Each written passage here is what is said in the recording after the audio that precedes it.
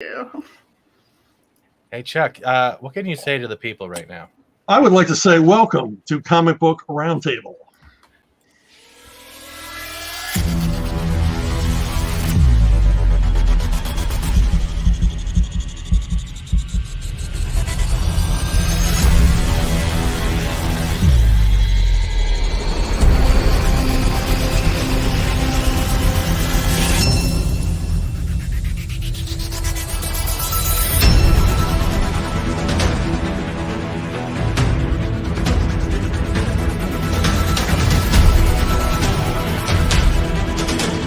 Clobbering time!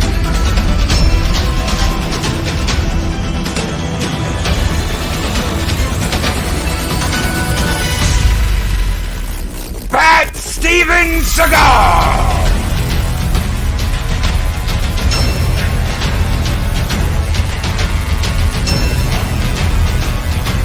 "24/7 Fusion."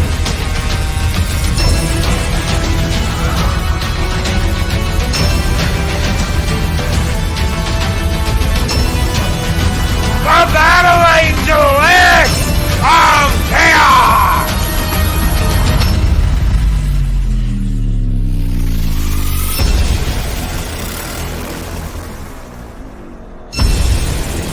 Light the fires while Harper Stone Cold Loki!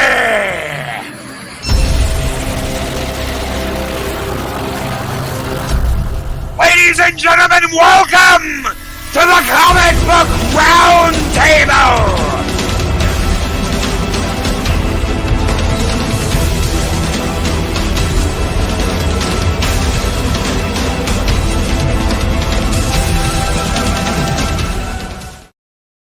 And I Wow.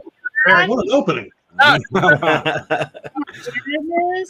Thank you, Chuck. Thank you. so much.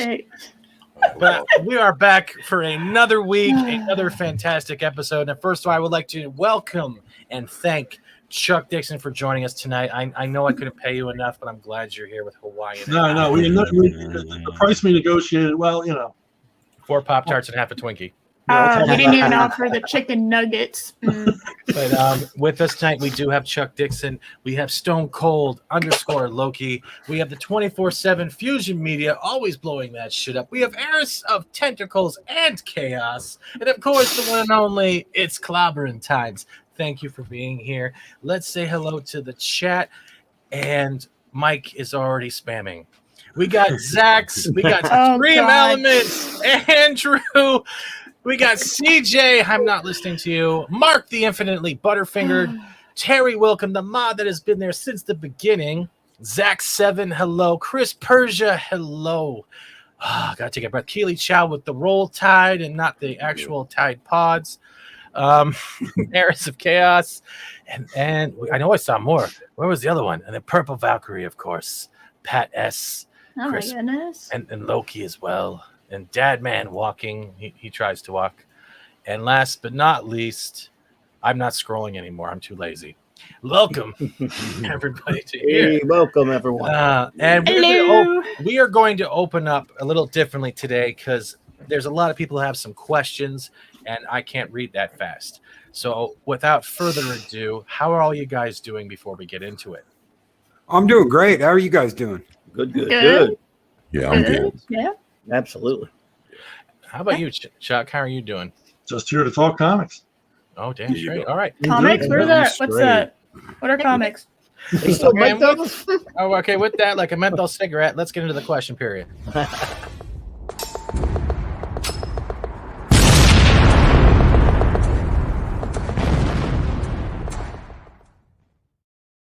I'm so proud of that. Puns, yes, excellent. And I'm going to open up with an actual question first. It comes from, I'll get Mike in right after this, but we have a question from Purple Valkyrie, and she would like to ask about your work on Wildstorm, A Nightmare on Elm Street comics, and maybe the Batman Cataclysm and Batman No Man's Land, because they were some of her favorites. And what did you think about actually handling them? Did you have a personal favorite? Well, it's hard to pick between Batman and Freddy, but the Nightmare on Elm Streets, they Wildstorm got the New Line horror franchises, and they gave me my pick of the three, and it was Freddy without question. So that was a lot of fun to work on because it was the more cerebral of the three properties. And of course, anything working on Batman is amazing.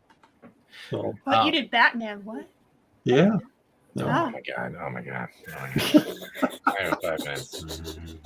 But thank you. Oh, come on, you gotta lighten up. We're doing the question period first, so I have some from the community tab as well as anyone in the chat that has questions and the panel. But the first one is open up to a $20 super chat from Mexican Iron Man, still running away from Lupita. Mr. Dixon, your works in the 90s were vital to getting me through high school and college. Thank you ever so much. My favorite stories for my favorite characters. That's not a question. What the hell? Not a question. Yeah, I know. That's praise. What is praise? He's praising. Oh, okay, well, I had a beer. Leave me alone. I don't know what's going on. Did I help with his vocabulary? I mean, what the? It's dyslexic with Fat Steven. Thank God, not Jean-Claude Van Damme. Oh my goodness. But okay, let's open up. 20. Who wants to go first with the first question on the panel before we go to the chat? Let 24 go. Let's 24. Yeah. What you got, brother? And hold on. Well, I was curious.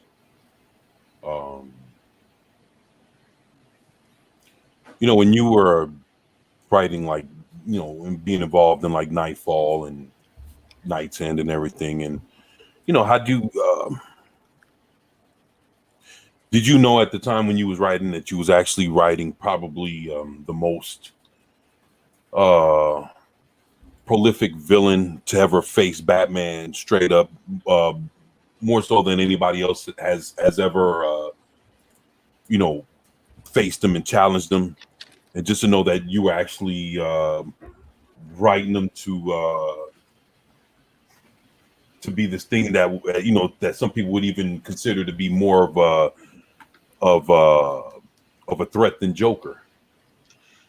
Well, I mean, when Denny O'Neil presented us with the Nightfall framework, Right. I was just writing Robin at the time. I didn't even know why I was there.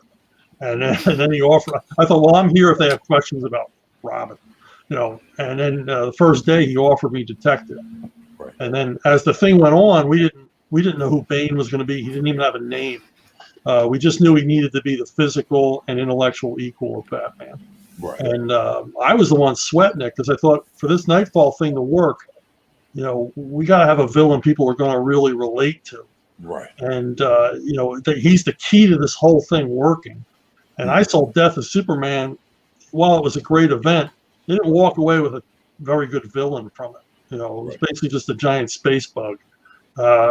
So I wanted something with more depth, and Denny wanted. Everybody wanted something with more depth, but I was the one who kept bitching about how hard this was going to be to do. Right. So Denny left me alone to do it. He says, "It seems like you're really going to sweat this out. You're really going to do the homework and get this right." And I had no idea. I mean, I did the best I could, to build a three-dimensional character that people could relate to, that would have legs after the event. But I had no idea he would catch on the way he did. Absolutely none. It's funny because I was trying to actually pick up The Vengeance of Bane about a week and a half ago. This was like days before I even knew that you were coming on the show. And they were selling CGC. It was slabbed. It was like a 9.8. It was autographed by you and Graham Nolan, and it also had like a drawing of Bane on there. It looks like like a little it looks like a little Mexican wrestler. Like it was like a playful kitty drawing. Right. Did on there, and you both autographed it, and it was going for like $180, and Wow. it was and boy, I was so I was so heartbroken to let that, and then all of a sudden 3 or 4 days later I find out that you're coming on the show, and I was like, I couldn't even believe that this was happening. So I'm wow. Well, thank you. Well, thank you. I appreciate it. Yeah, I mean, basically what I set out to do is create a holy shit character. The holy shit character in Fantastic Four on the last page when Dr. Doom shows up. It's like, holy shit, it's Dr. Doom. Next issue's going to be about Dr. Doom. I wanted to create that kind of character, and apparently it took. So. But that's brilliant. That's literally a way to not only make them want to get the next issue and keep them excited, they reread the current issue to see if they missed any Easter eggs leading up to that last page. That's like a format. Right. And before we get to the next question, Mexican Ironman, thank you for that $20 super chat. I'm still not going to kiss you. And Roger H has another thumbs up super sticker. And for both of you gentlemen, I am going to give you this.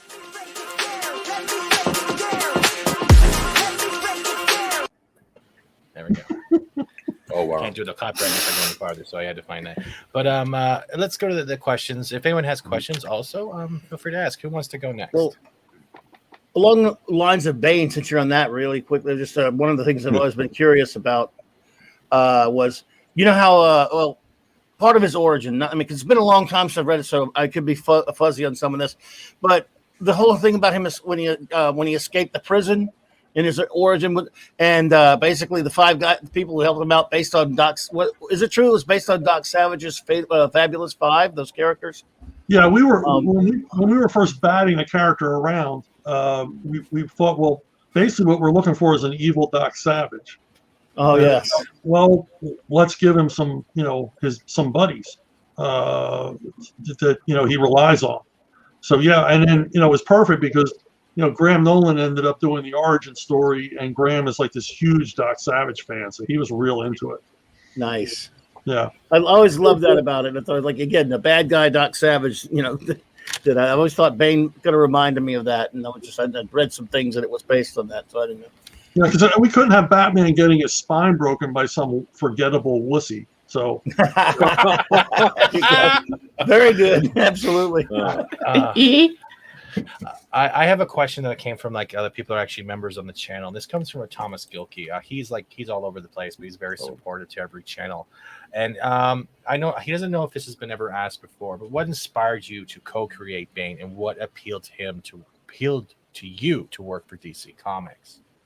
Well, the funny thing is, I mean, I went up and interviewed at Marvel and DC over and over and over again. They were sick of seeing me. They were very nice about it, especially at DC. They let me spend the day there and show me around, and I'd meet people and talk to them. And but I never got anywhere at DC. They didn't seem interested in hiring me. And a lot of times when they would interview you, it was fan service. It was like, well, we don't want to turn this guy off at DC Comics, so we're going to be nice to him, so he'll keep buying them. But Denny O'Neil actually reached out to me. I was working at Marvel. I was working for Eclipse, and he reached out to me because he liked my writing on Airboy. He liked how I wrote a younger character, because I didn't write them, the Stan Lee style, where they talk like a lounge lizard, where they talk in jargon and slang all the time. He liked my approach. And so he invited me to write the first Robin miniseries. And I had been up to interview with Denny. And when you interview with Denny, you really didn't interview with Denny. His assistant editor would ask you questions, and Denny would be somewhere in the background pretending not to be paying attention and listening to the answers. So I never, and Batman is something that everybody wanted to write Batman. It's the most famous comic book character ever. Everybody wanted to write Batman, but I never thought about going for it, because everybody else is going for it. But I just sort of ended up writing a whole lot of Batman. All right. And before we get into Sven's question, I got one more because CJ just wants to be a dick to me for some reason. I don't know why. And as we established, Chuck, you wrote more Batman than anyone ever lived. Yes. But the question is, I think you changed the question. I don't even know what this is. Wait, was there 2 replies? No, there's only 1 here. What was he talking about? Okay. I'd like to add that and ask if it was DC's plan or even his to use the character to teach kids the dangers of drug use, or in reverse, if there was any pushback from DC as they might have feared it as glorified drug use. Well, I think we showed the downside of it because, Bane is not the most pleasant person to be around. And then following Nightfall, I made a point. I wasn't told to do this, but I made a point of showing what Bane was like after Venom, where we see him in prison and, he's put on a lot of weight. He doesn't look very healthy, is the downside. Plus, Graham was insistent that we show him, is growing a whole lot more hair than normal, body hair. And also in early stories, if you look closely enough, Bane's complexion isn't very good either from using all these steroids and human growth hormones.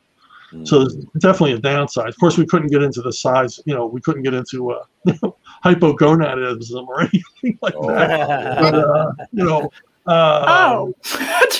but we definitely showed the downside of drug abuse because DC more than Marvel was always worried about imitative behavior. Because I used to hear about imitate. Oh, you can't do that. It's imitative behavior.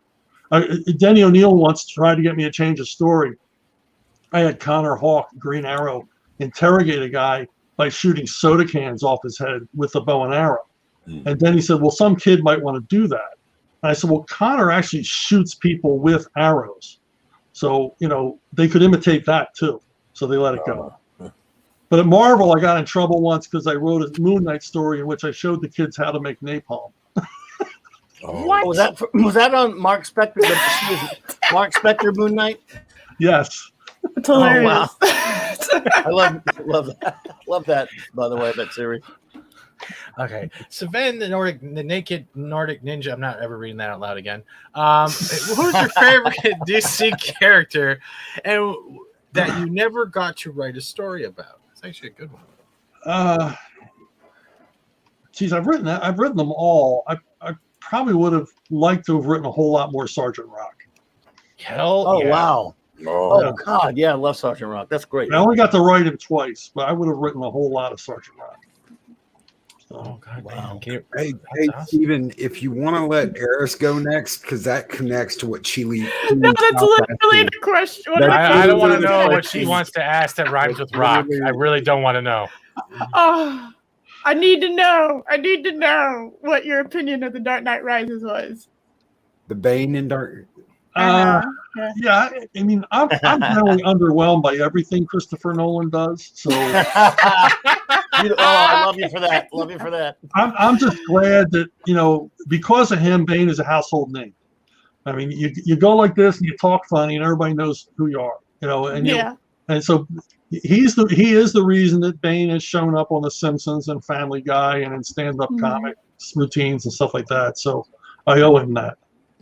Yeah. but his stuff to me is like, wow, talk about overrated. Where's the trigger? Where's the point of your story? Then I guess my other question would be, since someone already decided to read my mind and say it, what is your favorite action figure behind you? Because I keep looking at them, and there's so many. I was like, they look so cool. I had to know. Well, they're all Bane. They're all Bane. Yeah. They're all Bane. And that's not all of them. When I look over this way, I can see more. Oh my God! It's overflowing with Bane. Yes. Thankfully, because Graham and I get a portion of it. We do have participation in the character, and all I can say is thank God for Lego. Lego loves Bane. They just love. They use him everywhere. They use him in video games where he doesn't even really belong. They'll stick him in. So he's like Chun-Li in Mortal yeah. Kombat. He's like Chun-Li in Mortal Kombat, right? Yeah, I guess there's just so many places they want to put a guy like that. I don't know, but Keely Chow wants. Sorry, did I cut you off? My apologies, Eris. Oh no! I mean, I asked the question that he was going to ask because that was kind of my. So he already asked the question that Keely asked. Yeah, because that was my question too. So I just went ahead and asked it. Well, okay. Look at me being efficient and shit. Wow. There you go. Zach says Chuck doesn't know it, but 24/7 is currently bidding on comics behind him, probably looking for those issues he needed now. Oh God. He's smart. It's true. Ironcaster, he has a glorious beard. You'd probably like it. It's really cool. If given to do another Bane story today, what might you do with the character? Burn down DC. Oh wow. Well, sort of continue on from what Graham and I did in Bane Conquest. Where Bane pretty much makes himself the #1 criminal figure in the global underworld, and then it would be about holding on to that position. Because Bane's got to be at the top of whatever heap he's in, and he's now at the top of the heap. He's destroyed Cobra, and he's head of the DC Universe underworld. He's the biggest kingpin. It would just be about holding on to that. Well, I thought I read somewhere that Joker killed him off. Well, he's as dead as a comic book character can be. Yeah. So Which is not very. Yeah. That is, of course, Kirby's Cobra, right? Yeah. Cobra with a K. So Love when me and Mexican Iron Man thought up this show, we brought in Clobbering, we brought in 24, we brought in Steven, we brought in Eris.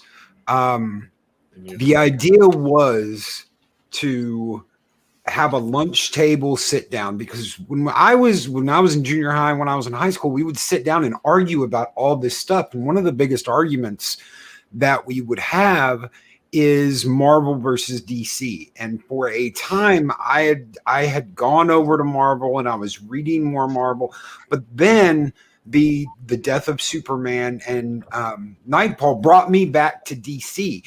But there were people that were always saying, Batman needs to be more violent. Batman needs to be edgy, quote, edgier, or some stupid horseshit like that. In Nightfall, and I brought this up to you the last time I got to talk to you, there is a comic book cover, and it's one of my favorite covers, where you see Batman holding a plank of wood with nails in it. And Robin's got this like, oh my God, look on his face as he's just like, like he's gonna bash this guy's brains out with this board with nails in it. That's not Batman. And that's why in Nightfall, I'm assuming you had Bane. No, Bane knew you're not the real Bat. I broke the real Bat. You're just some petty imitation. Was that a way to tell people he doesn't need to be a killer? He doesn't need to be more violent. He needs to be Batman. Well, it kind of goes back to when I first got hired to do Robin.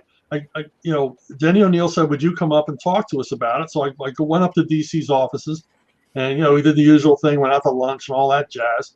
And I told Denny, I said, "I'm gonna be honest with you. I don't know if I want to write this. I don't know how interested I am in it." And I wasn't one of these guys who go, "Oh, Batman, anything Bat." Yeah, I'll just say yes and then just crap something out. Because I want to do, I want to, give you a reason why you hired me. I said, but I really don't care about Robin that much. I mean, why does Batman need Robin? And then he explained it. He said it's a triumvirate. It's Batman, it's Alfred, it's Robin. And without Alfred and Robin, Batman's just some psycho loner. And he said, hardcore comic fans think they want this mean-ass, badass, psychotic Batman who's a loner. He said, but they don't. He says, and sales reflect it. He says, every time that approach is tried, sales plummet. And not until we bring back Robin do the sales go back up again. Can I ask a quick question with that whole board and nails? Was that also an innuendo to he just wanted to nail that guy with wood? Yeah. I mean, Frederick Wortham was right. It's all sexual subtext, all comics. You just I'm sorry. Everything's sexual, obviously. Yeah. All we thought about. But yeah, well, the thing is, at the meetings for Nightfall, Denny presented this is our opportunity to show the hardcore fans they're wrong, and that they wouldn't like a nasty, homicidal, psychotic Batman. I love that. And I said, basically we're turning him into Frank Castle, and let's show them they're not going to like that. And they didn't. They hated it. The sales went down so much that we had to actually cut the event short by 6 months and bring back Dick Grayson as Batman, because that would be acceptable. Keely Chow asks, if you were part of the casting for the DC movies, who would you cast as Bane in either a DC movie or Batman movie? That's another question I was thinking about. Yeah, I don't usually play the casting game. I just, really? I don't know. Because, it's like, I remember when they hired, Hugh Jackman to be Wolverine. All the fans and then 6 months later, it's like, we love Hugh Jackman.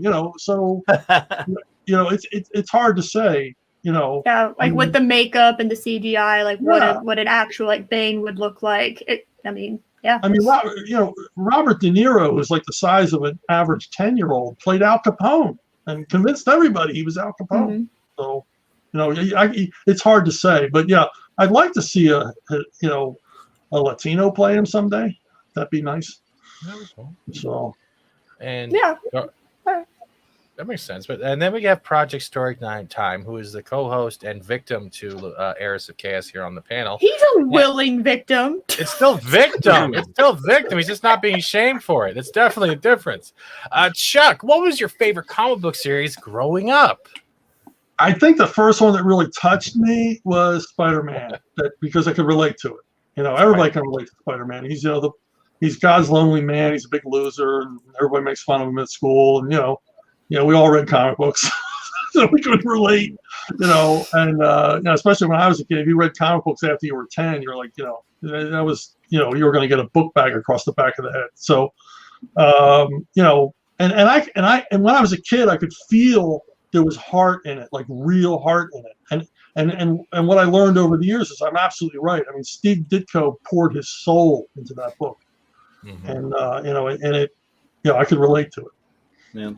What were your feelings on McFarlane's Spider-Man? By that time I'm an adult, so it doesn't have as much impact on me. I wasn't. You heard not that big a fan of McFarlane's artwork. Quite frankly, it's not for me. It's that generation of Spider-Man. Yeah. Right. Mexican Iron Man with the $5. Nightfall was simply so epic. I recall just staring at I thought that said woods. Remember, staring at the words, the lettering, the panels, simply amazing. I think he's about to throw Neil Diamond panties at you. Oh Mike, come on. and thank you, Mexican Iron Man. And for that, you will most definitely get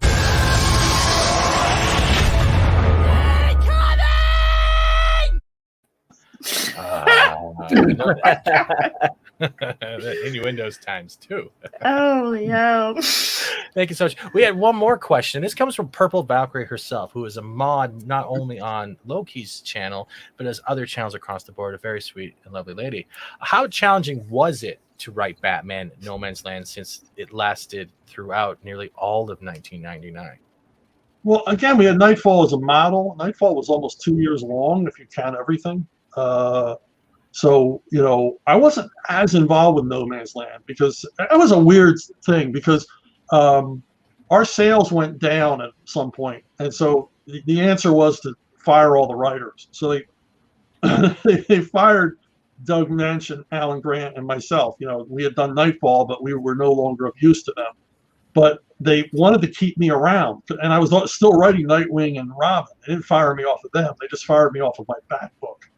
And so when No Man's Land came along, there's a weirdness at DC that I never could figure out. There's like secrets DC has and strange things about internal politics and relationships. And I felt I should be at the No Man's Land summit, and they had to sneak me in. They couldn't let anybody at the DC offices and administration know that I was going to be there. And were you in a tarp? That's crazy. Well, they had it at a hotel, so they had it dressed him outside up like building. Bane. They just sort of told me where it was going to be. Like, it's going to be here on Wednesday. We're starting at 9 because I had talked to them. I'm still working with these guys. They were still my editors, but they were told to keep everything secret. And I said, look, Larry Hama's going to be there. He's like my mentor at Marvel, and freaking Bob Gale is going to be there. Oh, wow. I had talked a lot with Bob Gale previous to this. Wow. We had somewhat of a rapport. I thought, you're going to make me sit this one out, And so I got there, and but it turned into a fiasco because I didn't like a lot of the way they set No Man's Land up. I was a bit of a killjoy on a lot of these crossovers where I would say, why are we doing it this way? Isn't there a better way to do this? That's actually kind of funny that you say that, Chuck, because there might be a chance that we might have Larry come on in the future. Larry's a trip. I heard so, and I really would like to pick his brain, not about what's happening now, but just about the other stuff, because I know he's been kind of like iffy on people, like maybe be opinionated to a point where it makes him uncomfortable, but I would never want to go that route. I just want to have fun with them. Well, strap yourself in. Is it that good? Is it like an acid trip, really? Like 70s acid, or more like Manchurian Candidate acid? Man, I'll tell you, Larry, the first time I got to talk to Larry was I heard about they were going to bring back Savage Tales, and they were going to bring it back as an anthology of war and Western stories. I'm like, man, I gotta be on this. That is my stuff. That is my wheelhouse. Nice. And edited by Larry Hama. And Hillary Barta told me about it. And he said, well, have you ever talked to Larry? I said, no. And he goes, well, watch it because he can be a real bastard. He'll fit right in. Kylock here has a question. He's more of a younger person. He's going. They're going through their own time, and I think he's wondering: was Bane actually a luchador? I guess a wrestler, a Mexican wrestler, or whatever they're called, because he's still getting into comics. He's actually doing short stories for himself. Well, that was the look we went for. I mean, when I first started talking to Graham Nolan about it, he suggested a luchador look. So, and it worked, and it works because we can see his physicality. You know, he's got a lot of, you know, muscles exposed and stuff. A lot of oomph. Yeah. So when he Bane, you know, when he gets that venom flowing, you can see the change. Yeah, he turns into a '90s Major League Baseball player like Barry Bonds. There you go. Oh damn! Polyme's Minion with the $10 super chat says, Hey. "What was your inspiration for writing Robin? What got you into writing comics?" And thank you, Polyme's Minion. Before we answer that question, let's quickly give you. You ever dance with the devil in the pale moonlight? What?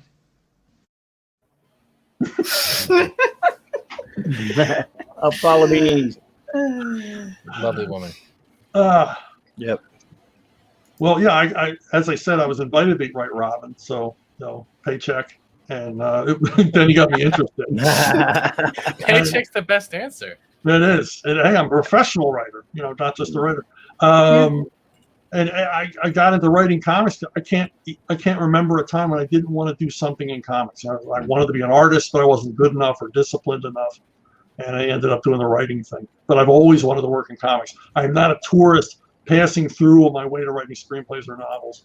I'm a comic book writer. So Respect. And before we go back to the chat, because I feel like it's been kind of one-sided, is there anyone on the panel that has any questions? Or actually, let's flip it a little second. Chuck, do you have any questions for us? You know us so well. We didn't meet 5 minutes ago. No, because it's always the fans asking the questions. Maybe he has the questions of why the fans are so interested in him.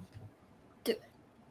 I'm ready. yeah, I know that's not a question that's ever occurred. Okay, I don't know. I'm just being a dick. I don't know what's going on here. I've been really. Yeah, we're flipping the interview on you Fat now. Steven is going back to under the table. This is your shot. Like I said, know. you're the doctor. I'm the patient. Well, no. I'm not a physician. I do not have any type of paperwork. now. Where's my All my questions are about obscure stuff, Chuck. But I'll get close to Batman on this one because I've always actually really liked those Amalgam series, and you did Bruce Wayne Agents of S.H.I.E.L.D. with Kerry Nordo. I thought was a really good artist. I mean, it was a long time ago, but I mean, what was it? I mean, did they plan that out and give everyone the assignments, or did you come up with the idea for that Amalgam book? No, they came up with all the assignments. They knew what. I guess they'd worked it out with legal. You know how much of each company's stuff could be in each story. Right. And they were very exact about that. You've got to it's got to be 50-50 down the line. And so, yeah, it was pretty much dictated to me. Now the story was up to me, and the stories were left up to all the writers because it was one of those unusual situations where every one of those stories was like the middle of a run. You know, you didn't need a real conclusion. You know, you just had to open big and keep the reader engaged till this cliffhanger that was never ever going to be resolved. So it was a weird writing assignment, but people loved it. That was a fun one. Terry Nord. I liked a lot of those Amalgam books were pretty fun. Yeah. I mean, I liked Bat Thing. And there was Dark Claw. That was Wolverine Batman Amalgam. Yeah. There was Iron Lantern, Super Patriot. Yeah. It was a lot of fun to work on. I mean, I think they did another round of them, but I didn't work on that. Yeah. First round was pretty good. Challengers were fantastic, but it was one I really liked. Yeah. Mine was Lobo the Duck. Lobo, that's gonna be later. Right. I had a weird question in general, and maybe I missed the issue. But has Bane ever been infected with the Man-Bat serum? That would be interesting. You did write a Man-Bat comic, though, didn't you? Yeah. I wrote a bunch of Man-Bat. I love Man-Bat. Man-Bat was tough to get in because Denny didn't like the more science fiction-y characters.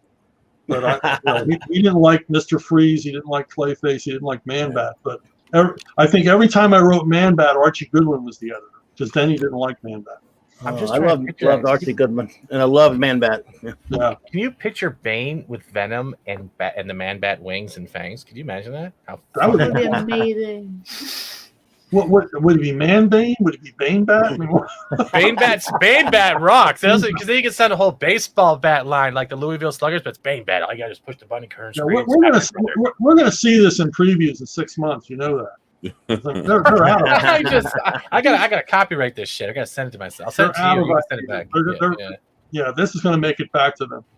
Yeah, of course it will. Keely Say, Chow Chuck, asks- Chuck, Sorry. I was wondering, just real quick, what do you think about the Joker issue number 2, the reveal at the end? I didn't see it. Oh, I don't know it either. Bane's Don't daughter? spoil it. He Oh, died. Bane's daughter. Yeah, I heard about that. Well, as long as they keep mentioning Bane, so there's a payday. Right. Oh my right. god. Do we owe you a quarter every time we say I mean, Bane? yeah, I mean, Yeah. you didn't even get to see like, she got the same mask and just. Yeah, I don't know what the deal. See that it's like that's having a Bane related character that they don't have to pay us any money for. Right. And it doesn't work the other way. I mean, I explained to them when they made Stephanie Brown Batgirl, I said, well, you did a Stephanie Brown Batgirl action figure, so Tom Lyle and I should get some money from that. And they were like, no, it's just another version of Batgirl. I said, Oh no, my God. another version of Stephanie Brown. And Right. he went round and round about that for about a year. But, it's DC, so I didn't see anything. Loki or Eris, do you have another question before we get back to the chat? Oh, I'm good. I'm just enjoying this. This is fun. He's real about chill. you? I like him. Oh, he's fantastic. Loki, how about you? When you guys decided to break his back, was that at the very beginning of the Nightfall series, or was that something you guys kind of edged into later? Nightfall was set up long before the fans knew about it. I mean, that's why we did a volume of Prelude to Nightfall, because we were setting it up long before you ever saw Bane.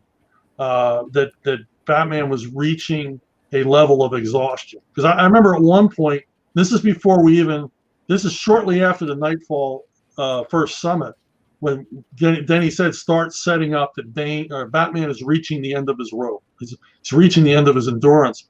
And I wrote a scene where Batman is on stakeout. He's on a ledge watching some guy, and he falls asleep on stakeout. And I was like, man, is this okay? And I called Denny and said, is that within the parameters, or am I, reducing the character? And he said, no, go ahead. He said, that's a great idea. He falls asleep. The idea of Batman falling asleep on a stakeout, I was like, okay, we're letting the readers know this guy's at the end of his rope. Well, you're showing a human interest to him, and a human trait to him, because everyone gets tired, especially when you've been overexerting yourself, and it's only one man, but he's protecting the whole city, as well as trying to be in charge of an enterprise. Dude, that's great. And dating supermodels and ballerinas, or however you're looking at it from the Nolan perspective. Or anything. It's not just one city. But you never know in comics if you're stepping on somebody's toes by doing something like that. I mean, I remember at Marvel, I did a story with the Trapster and Killer Shrike.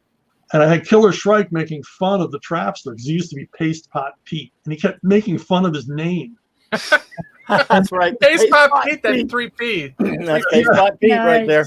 And the editor called me. The editor called me yelling at me. He was livid that I would dare mock a beloved Marvel character. And I'm like, Everybody made fun of Paste Pot Pete. yeah, it's ball busting. I mean, they're both bad guys. Who cares? Yeah, right.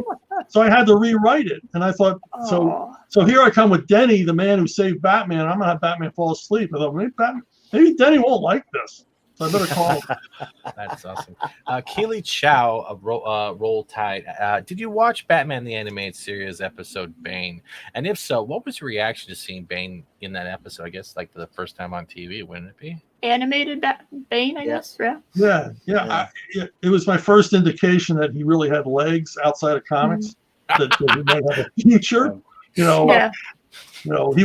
was now officially part of the Batman Rose Gallery that could walk. Animated. Plus Henry Silva did his voice, which was awesome. God, that was a great voice. I love that episode.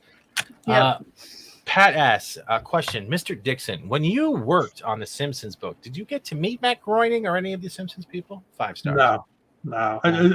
So, We were in the comic book ghetto. oh, I love that. We were In the not, ghetto. we weren't to be encouraged because they weren't going to let us cross over. We didn't go to Harvard, so there's a problem. So we weren't going to be allowed to cross over and join them, in their little club. So we were pretty much in our own corner. Is there Nice. Is there a lot of that? Yes. You've had to do it. Really? That's a lot of clicks and stuff. Yeah, well, when you were talking about Batman the Animated Series, when Paul Dini and Bruce Timm were working on that, they visited DC's offices a lot, and we got to see them a lot. And of course, they got to do a lot of comic work as well. And so there was a lot of back and forth. I remember when they introduced Condiment King on the cartoon, I wanted to use him in the comic so bad, and I didn't know if I could. So they said, "Oh yeah, you can use him." I said, "Well, I want to get Paul's permission." So you don't need that because he doesn't own it. They don't get to own anything on the animated end. I said, I don't feel right. I still want to. So I called him and he said, "Well, you don't need my permission, but it was nice of you to let me know that." You're showing but the thing is, when I heard about Batman Beyond, which at the time was called Batman Tomorrow or something like that, I contacted them and said, "Man, I'd love to write some episodes." And they said, "Well, you're not in the guild."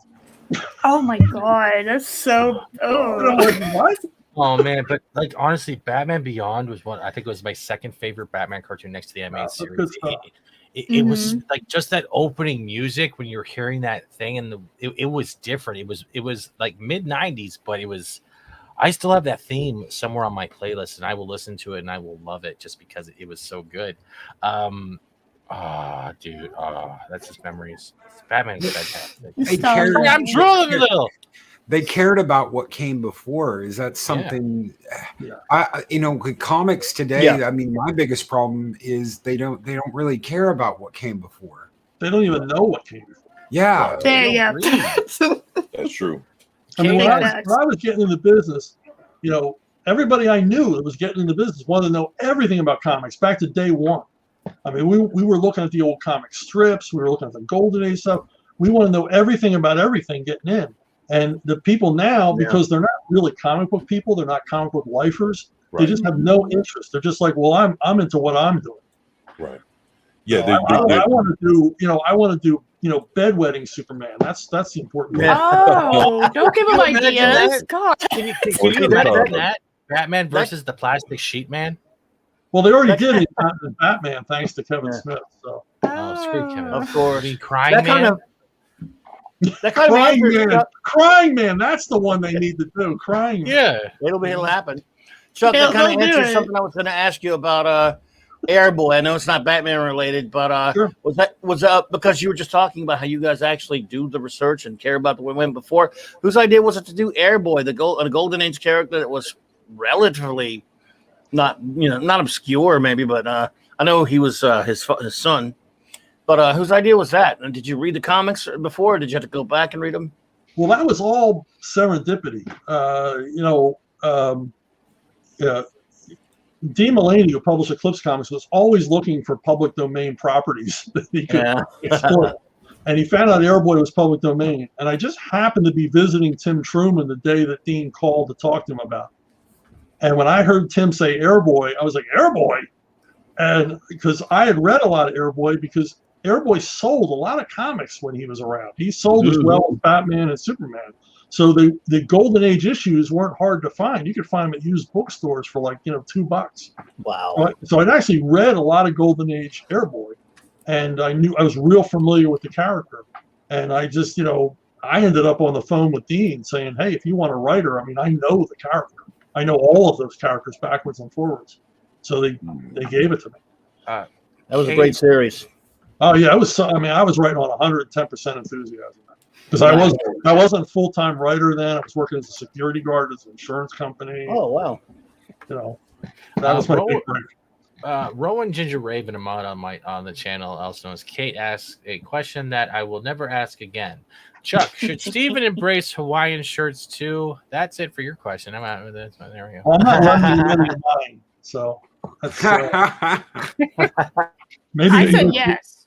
Maybe you can borrow some from George Perez. Oh my Yes, god. I want on the blue flower. He has plenty of those. He does. He gets them tailor made. Because people say, "Oh, he has a better collection than you." I say, "Yeah, well, he gets them custom. You know, I just buy them off the rack." Say, Chuck, I was curious, if you don't mind me asking. I was Sure. wondering, like, you know, what kind of mindset did you have to be in when you wrote The Hobbit over at Eclipse? That was another public domain story. Dean found a manuscript, an early manuscript of The Hobbit that had never been copyrighted. That's how we ended up starting on it. Until he put the Tolkien estate over a barrel. So we're going to do this with you or without you. So they authorized it. To this day, they hate comics. But yeah, the mindset was to be as faithful as I could within the very short format that I had. I had to leave a lot of stuff out. So just find what's the spine of the story. I ended up reading that book like 26 times. I still loved it. I still loved it every time. But I had to leave out Bjorn. He's my favorite character. But I had to leave him out. There's no room. But that was the toughest part is trimming. Like 4 issues? Yeah, it was 3 like 48-page issues, which really was not enough room. Yeah, that's not enough. It To wasn't do a No, comic adaptation, right? Wow. Yeah, that should have been like a 200-page at least adaptation. Before I ask Keely Chow's question, I had a question that just popped in my head. Did you ever watch the Gotham series by chance? And if you did you have any kind of like towards it, or did you find it kind of weird? I didn't watch it because it's a Batman show. It didn't have Batman in it. I couldn't figure out. Yeah. You didn't see the last part, like the last episodes with that weird, like put together Salvation Army costume? You didn't see that? Well, I assumed that was coming from the very beginning. But and the idea that all of his villains would be middle-aged by the time he met them. He's like 8 or something, and middle aged. That was so dumb. It was. I liked it had a good idea behind it. I don't know if it was executed in the way they were like, hey, they're going to be fighting, like Batman's going to be fighting in his prime 50-year-old guys. There's some really questionable things about that show, like Gordon's insane Harley Quinn-esque girlfriend is named Barbara. Oh, yeah. Would you name your guys, daughter after an insane ex? No, you're not going to name your daughter after your. Are you serious? That happened? Yes. Oh, really stupid. That show was dumb. Sorry. Or how they had the Joker character that they couldn't actually call the Joker because of rights issues. Good job, guys. Keely Chow again, who is literally on a roll today, must be excited as hell. Did you watch the episode Braun from the Batman? If so, what was your reaction to seeing a Joker on Venom? Was that kind of porn? Which was that? What series was that? The Batman. What series? Oh, I didn't watch a lot. On The Batman. Yeah. Okay, I didn't watch a lot of them. That's in the Batman game too, Arkham Asylum. You get an end boss to the game, and it's a giant pumped up Joker on Venom with like a mohawk. It's a cool idea.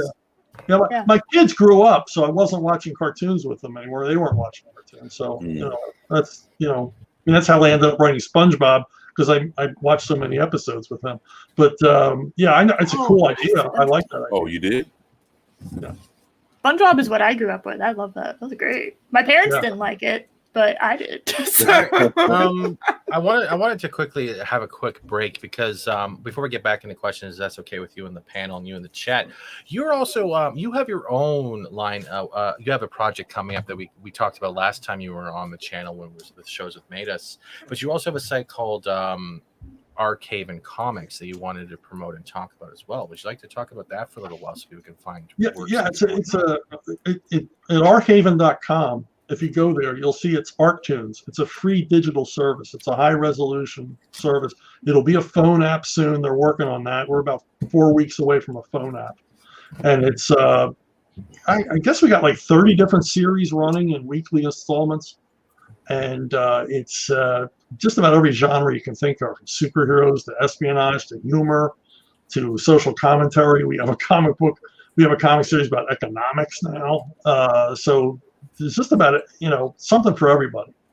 And I'm working on a whole bunch of different series. They're reprinting my Avalon series there. They're reprinting my Alt Hero Q, but I'm also doing a Go Monster Go, sort of a 60s retro throwback thing. And I'm working on a new series with Frank Fosco called Something Big.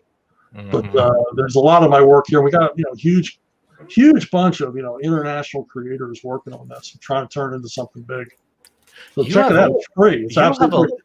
You have a lot of views and a lot of heart. Like, look at this, 32,000, 17,000. Jeez, it's only been free. It's only been 2 months. 2 months? Yeah. There you go. Wow. Damn. Yeah. Holy. So it's doing well. We want to do it better, because it's going to reach a global audience. The way it's lettered, it'll be easily translatable to other languages and stuff. So we really want to go global with this thing.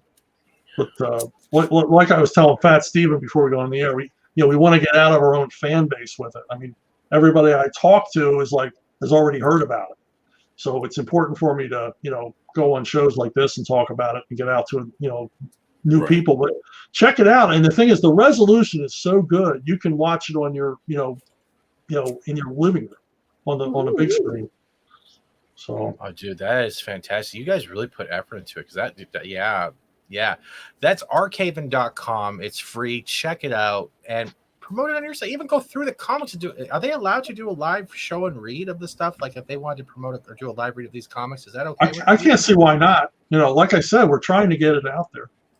Okay, cool. Oh, yeah. Nice. All right, and everyone has a mission in the chat tonight. Let's get out, promote one favorite thing you found on Archaven, and let's see if we can get this site a little bit more traffic. And I think Chuck would love that. I think a lot of the artists would love that, as well as the writers. Yeah. And if you're an independent comics producer, think about joining us. So. I will definitely put that out there, because there's Mackie, I think, would fit pretty cool as well as other people. Mandy, yeah.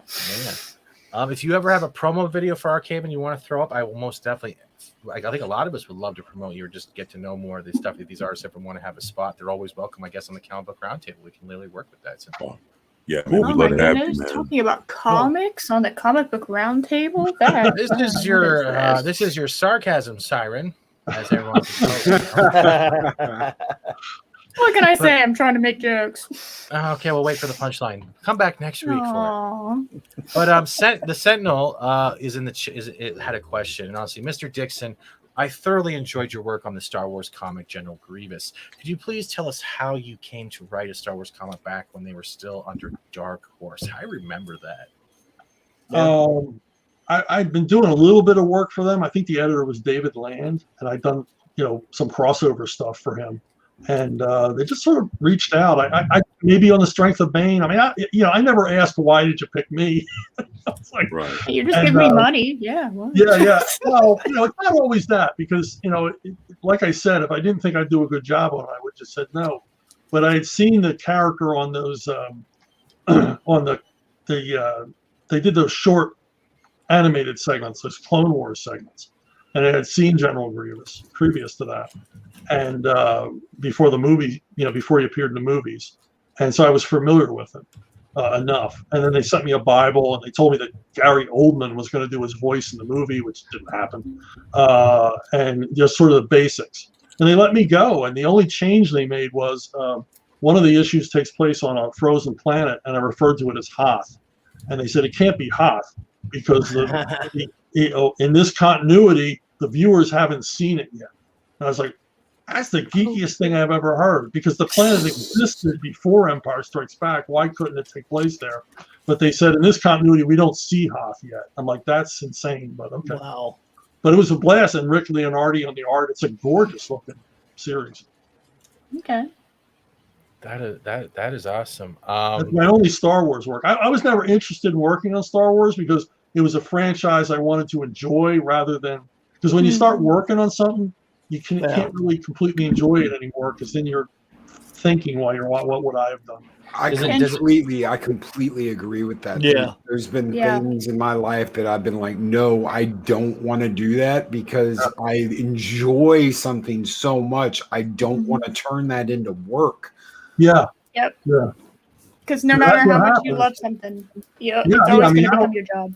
I don't want to be sitting there watching a James Bond movie going, well, I would have done this or I did this one. Exactly. It kind of takes you out of the world because then all of a sudden you're world building to see how you could have done it better. So it's kind of like destroying the escapism while you're trying to create escapism. It's like it's a full circle, I guess, in a way, right? Right. Yeah. Also, if I'm watching something with Batman in it, I'm looking for things I might have created. So it's like cha-ching, cha-ching, cha-ching. Are you telling me you created the Kilmer bat nipples by chance? Did you create those? No. Oh no! Come on, you knew that was coming. But they do pay for story content now. DC does pay up for story content. So really, all of us who worked at DC are watching these things going, oh, where are my ideas? Looking for your own ideas.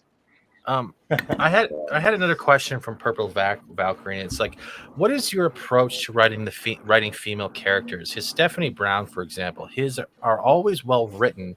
How does he avoid the mistakes others make? That's actually a brilliant question. Well, I was the youngest of 3 kids. I had 2 older sisters who were like, 7 and 8 years older than me. So, you kind of absorb stuff being around, so I'm not saying that I know all about women. I know what all women are about, but I had enough human experience with my sisters, and then being married and dating and all that stuff. But seeing when you're living with females and it's sort of unedited, they didn't care about impressing me or anything else. I got to see the I didn't do it. Female characters. I thought, well, that's what I'm like. So sorry, you paused for a minute there in mid sentence. So I'm sorry. I thought I broke. So when I want to write female characters, I mean, I had my that experience of living in a house with mostly females. Right. So and I never wanted to write like girl power type stories because I feel like they're vapid and 2-dimensional. I wanted them to be real characters with flaws. And Stephanie Brown, who you use as an example, that's probably my most fully realized comic book character I ever created. Even more so than Bane. Joe doesn't really have a question, but it's more like I like the ending of Batman Begins, where Gordon tells Batman about escalation. With Batman around, normal criminals will be replaced by smarter, tougher, more ruthless villains. Yeah. That's a way of explaining why these people didn't exist before Batman showed up. Yeah, exactly. As a small little follow-up to what I asked before, when you see something like what we had in Batman versus Superman, where you've got Batman in the Batmobile and machine guns are coming out of the Batmobile, you get a little bit of that in 89 too. He doesn't kill anybody though, but you see a 50-millimeter cannon come out of this thing and start blasting and killing, and cars are exploding and people are dying. Do you feel like they've missed a point, a huge point? Because in the very first episode of the Batman you guys were talking about earlier, the one with the kid in the future, Beyond. Batman Beyond. Yeah. The first thing you see is an older Batman, and he ends up getting in trouble. He's holding his chest, and he ends up picking up a gun. And in that moment, he decides, I can never put the cape and cowl on again. I can never be Batman. I resorted to picking up a gun and pointing it at someone. I've lost it. I need to retire. But yet we see this in the films where he's got machine guns. He's got 50-millimeter cannons. He's blowing people up. Do you think they've just lost the point of what made him Batman? Well, they're morons, and they Yes. When you're dealing with film producers, they're like an apple quarter. You pour the apples in at the top, and the little apples fall through the first hole. I mean, that's the way their minds work. And it's like, what apple makes it to the bottom to fall through the largest hole, and this is what we're going to use. I remember I was in a room full of producers, and I was talking about pitching changes to a sequel they had to a popular franchise, and I said, look, here's how I would end it, so you don't have to end with big explosions. And they said, well, every great action film ends with big explosions.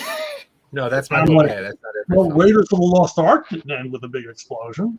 With faces melting. Right. Yeah, I mean, and a warehouse. Everybody remembers that ending. But they just simply couldn't see it. So they have to make Batman lethal so there can be explosions. And you say that like in '89 we didn't see him kill anybody. Well, we didn't see him kill anybody. There were an awful lot of 50 caliber rounds flying. There's a lot of There shouldn't even been guns on the Batmobile, really. No, they shouldn't have guns anywhere near Batman. I mean, I say that a lifelong gun owner. Batman is not a gun guy. And should never be a gun guy. Should never be lethal. Superman should never be lethal either. I mean, him killing. Thank you, sir. Thank you. Well, that was the whole point with Death of Superman was when he was fighting the bug, the bug you were talking about. Right. It was nothing but rage, terror, and power, and there was no other choice. It was either the world's going to die from this thing or I'm going to die. Take your pick. Yes. And then they both end up dying, or he goes into a coma, Kryptonian coma, whatever they ended up doing. But it was like there was no other choice, and he gave his life to do it. But even then, they don't kill. It's not something they do. Yeah. And the thing is that in Death of Superman, he exhausts every other possibility. Yes. When he kills Zod in the movie, he doesn't exhaust every other possibility. And when I was a kid, what I liked about Superman was the way he would work his way around problems. Where he's freaking Superman. Couldn't he just tell everybody to go to hell? Couldn't he just give Lex cancer by shooting X-rays at him from his eyes? I mean, Superman can solve all of his problems very easily with his powers, but he doesn't do it because he wants to be a human, wants to be accepted. He reduces himself to our limitations and our terms to live with us, and then just snapping some guy's neck because he annoyed him or was a problem. It's like, no, this is the Superman. But Snyder didn't understand the character, never did. That's just a guy with superpowers, and he's not Superman. He doesn't act like him ever. Yeah, I mean, you got to be in the room with these people. They're just, even if you have a good idea, they're going to crush it. Well, letting Jonathan Kent, letting his adopted father die. Don't get me started. That was absolutely no. He's got via the superpowers. tornado. He could save him. He could easily have saved him and the dog, and he didn't do it because his dad told him, "No, hell no, you don't do that. You do it anyway. You become a man by saying no. I'm going to do it my way." Right. Not by doing what your father tells you to do. Yep. Chuck, I have a question, and I think this is a lot of people maybe want to ask or thought about from one time or another. But do you miss the fact that Batman, from now until, let's say, the way it's been, like when you were writing or whatever before it, that the world's greatest detective has somehow silently died in a mourning of lost thought rather than being used as an attribute today? I'm not sure I understand what you're asking. They don't focus on him being a great detective as much anymore. Yeah. No, they've given up on it, and it's like a mourning every time. That stuff's hard to write. It's like they don't write real Riddler stories anymore because they're very hard to write. I remember when I was invited on the Batman Black and White. I was not part of the project at the beginning, but when they got near the end of it, they realized that not one of their guest writers had written a mystery. And they said, we really need him to play detective in one of these stories. So I wrote them, an 8-page mystery. But, mysteries are tough. I mean, and they even hired mystery writers to write for Batman, and they didn't want to write mysteries. So that was a good comic, Batman Black and White. Yeah. Yeah, that was good stuff. But yeah, it's people, a lot of these people they hire from outside of comics to write comics think it's like an easy gig, and it's not, because you got to learn the language of the medium, and the readers have certain expectations. I think comic readers have higher expectations than people who read a lot of other types of literature, and you've got to meet their expectations and exceed them if you can. And these tourist types they bring through simply aren't interested in that. This is a resume enhancer for them. It's not something that they're avidly interested in. That sucks, because Batman has such a precedence in history that he's literally a living being, whether on paper or in people's minds, and they don't see that anymore. Yeah, I mean, everybody knows who Batman is. Everybody knows it. Except one person. I met one person in my life who had no idea who Heather Antos?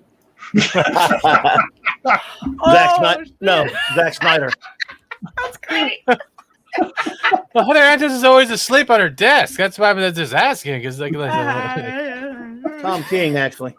Do you think that this is our Greek mythos?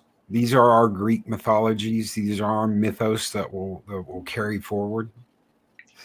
Yeah, I guess that's a grandiose way of looking at it. I don't know. I mean, some people say, well, are comics literature? Well, you don't set out to make them literature, and you shouldn't set out to write them as mythos. Just write escapist entertainment. If that's what it becomes, and I'm sure the first guy to tell stories about Hercules was just, bullshit and to keep somebody interested. He was just telling a story. Yeah, and then he fights this giant lion. Oh, wow, tell me more about that. And this guy has no idea that, thousands of years later, it's a constellation in the sky, and everybody's always talking about Hercules.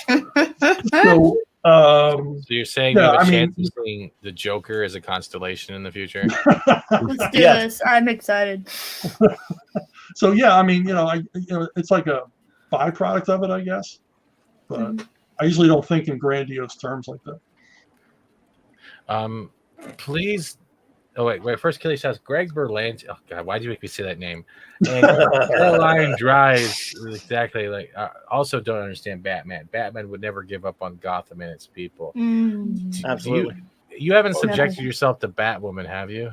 Oh No. Please don't. Please don't. I don't want to lose you, Chuck. Please don't even look at a commercial. Don't look at a promotional ad. Just pretend it doesn't exist. If you want to find anything about it, look for heel versus Bayface. Look at his reviews because he's torturing himself. Loki and I did for a little bit. We had to stop. They did too, but it's bad, and don't ever put eyes on it because it's like the Necronomicon from Evil Dead. You don't want to look at it at all. Yeah, and again, when my youngest kid kind of outgrew those shows, I didn't watch them anymore. I saw some Arrow, I saw some Flash. That's all I saw. Okay. I'll get to Purple quickly, but Chuck has Ironcatcher is a good one. Will Chuck get paid for a Bane constellation? Yeah, forever. Anytime someone looks up in the sky, yes. Maybe from a couple of bucks, you would name a star, people. I don't know. Let's do that. That'd be awesome. When you wish upon a Bane. Oh my God. We got to do this. Could Mr. Dixon tell us about his work on the Expendables comic? And how was it to get a comic funded, and what's Sylvester Stallone like when he's actually making coherent words? That's cool. Well, yeah, I originally did a prequel of the Expendables for Dynamite, and Stallone read it and liked it and called me, and that's how I ended up pitching for Expendables 2. I pitched some rewrites. He asked me to come out and talk, and from there he kept talking to me about stuff. I talked to him a couple of weeks ago because he's moving to Florida permanently. No way. Huh? No way. Yes way. He's got a place over in Broward County now. So he stayed in touch, which is weird. In Hollywood, when they're done with you, I had an agent literally for an afternoon. And when the project fell through, they didn't know my name anymore. Now, at 1:30 in the afternoon, they wanted to be in the Chuck Dixon business. At 5 in the evening, I couldn't get the guy on the phone. So that's the way Hollywood is. But Sly, and he insists I call him Sly, he calls me every once in a while and talks. And recently we did the Expendables Go to Hell comic as a crowdfunded comic. Mm-hmm. And, he was, heavily involved in it. And we made some decent coin. So he's a good guy. I love talking to him. I know you make fun of the characters and everything else, but this guy knows story. When we went into production meetings and stuff together, we were like completing each other's sentences. This guy knows his stuff. Nice. So, and he's a workaholic. He's an amazing workaholic. So he's kind of like up there with Keanu Reeves, the way the Berserk stuff is going right now. He really enjoys not only making new content, but making it for the fans, because the fans are where it's actually at. He relies and respects on that lost art. No, absolutely. I'm talking to him now about a new comic project. So I will keep an eye out for that. Yeah, right. Claude Parrish says, "Tell Chuck." Claude says, "Hello." I know you know him. Well, hello back, Claude. Do they? Yes, he does know. Yes, I do. Oh my goodness. He wants to know when you're coming back to a con in Louisiana. Louisiana? I don't think I ever did a con in Louisiana. Now, did you get invited to one or something? Then I don't know. I think it's someone else. Maybe somebody else. Some other Chuck Dixon. No. Yeah. There's so many, There's so many. That other Chuck Dixon, that guy's always getting in the way, isn't he? Yeah. Tune in next week for punchlines from all jokes said today. Sorry. You're so mean. God damn it. And we have another person in the chat. Vinny Art says, "Hi guys." He's also an independent creator. He actually, what you said earlier about wanting independent creators on your site, I suggest Vinny, you give Chuck a shot. Claude also says, it was Graham. Yeah, that's right, Graham. Sorry, I got it was Graham Nolan, but I will definitely. I'll give Chuck your Twitter link. I don't. You don't use Twitter, do you? Don't. Smart person. It's a cesspool. It's a cesspool. But I will definitely see him on it. But Vinny, nice to see you. He used to do actually he used to do designs even for Spawn toys as well. And, nice. He's actually doing his own independent comic right now for it's with pirates and mythology and mystery and big boobs. Because I just want to throw that in there. Yeah, big boobs. You gotta have those. Yeah. Yeah, of course. Mm-hmm. Claude says we contributed to Joe Frankenstein's Kickstomper. Kickstarter. Kickstarter, I'm assuming. Kickstomper. Close. I like Kickstomper. That's cool. Yeah, me too. Kickstomper. Yeah. I think I saw them in the 70s. Really? Yeah. I would like to say one thing though, quickly though. Like Chuck, you've answered so many questions and interacted with so many of us. I just want to say thank you first of all. Like not even for giving us your time, for just you sound like the big kid a lot of us all want to be when we reach a certain age, and that means it's a good thing in itself, because we don't have to give up our childlike innocence as we grow older. We can actually embrace it and be a better person because of it. And I think you're definitely an idol of that, and I respect that a lot about you. I think a lot of us do, whether in the chat or on the panel. And you've made a lot of us smile today, like kids at a candy store again. And I don't think a lot of people can do that. Well, I haven't changed much since I was 12. So there's a lot of us on YouTube right now. Welcome to YouTube. Much to the disappointment of a lot of the people in my life, I really haven't changed since I was 12. Adega Outlaw, who is also an author, says hail and good evening. Adega. There. Love that, man. He's very well. He joins us on the Babylon 5. We have Apollomies Minion just ordered the Expendables Go to Hell. Is it still a thing? I can still do that? Yeah, it's still available retail. So Zach Steven says Nice. Chuck is the guy I hoped he'd be. So cool. He's drooling, so we'll have a mop later. Calvatino God, dude, you guys just Cavalry Man Shay says could Chuck ask Sly if he would be open to talking to some YouTubers about Rocky IV director's cut? I don't ask Sly to do things. Yeah, Sly asks you to do things. I had to share an email recently with somebody, and I emailed him and asked permission, and because I guard it with my life. Yeah. Yes. Vinny says Shadow of the Kraken is his newest comic. I'll get the link later for you. Cool. Yes, I was a lead designer for McFarlane Toys. Excellent. He did a lot of the toys, I believe, but it was like the I can never remember the name. The medieval Spawn toys. Oh wow! Okay. Yeah, and Good we stuff. actually interviewed him, and like some of those toys are fantastic. Oh, they're amazing. Yeah, look at that! You just got a praise from Chuck Dixon there, Vinny.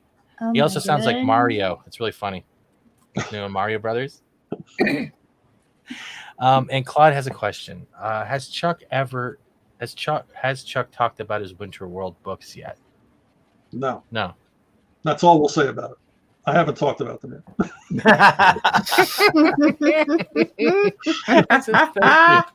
All right, I'm going to turn it to the chat, to the panel, because I've been talking a lot, trying to answer everyone's questions. Do you guys have anything you want to say to Chuck? Because honestly, like this has been fantastic and fun as fuck. Honestly, I'm just having fun. I'm just sitting here. I'm just bouncing around. I'm having fun.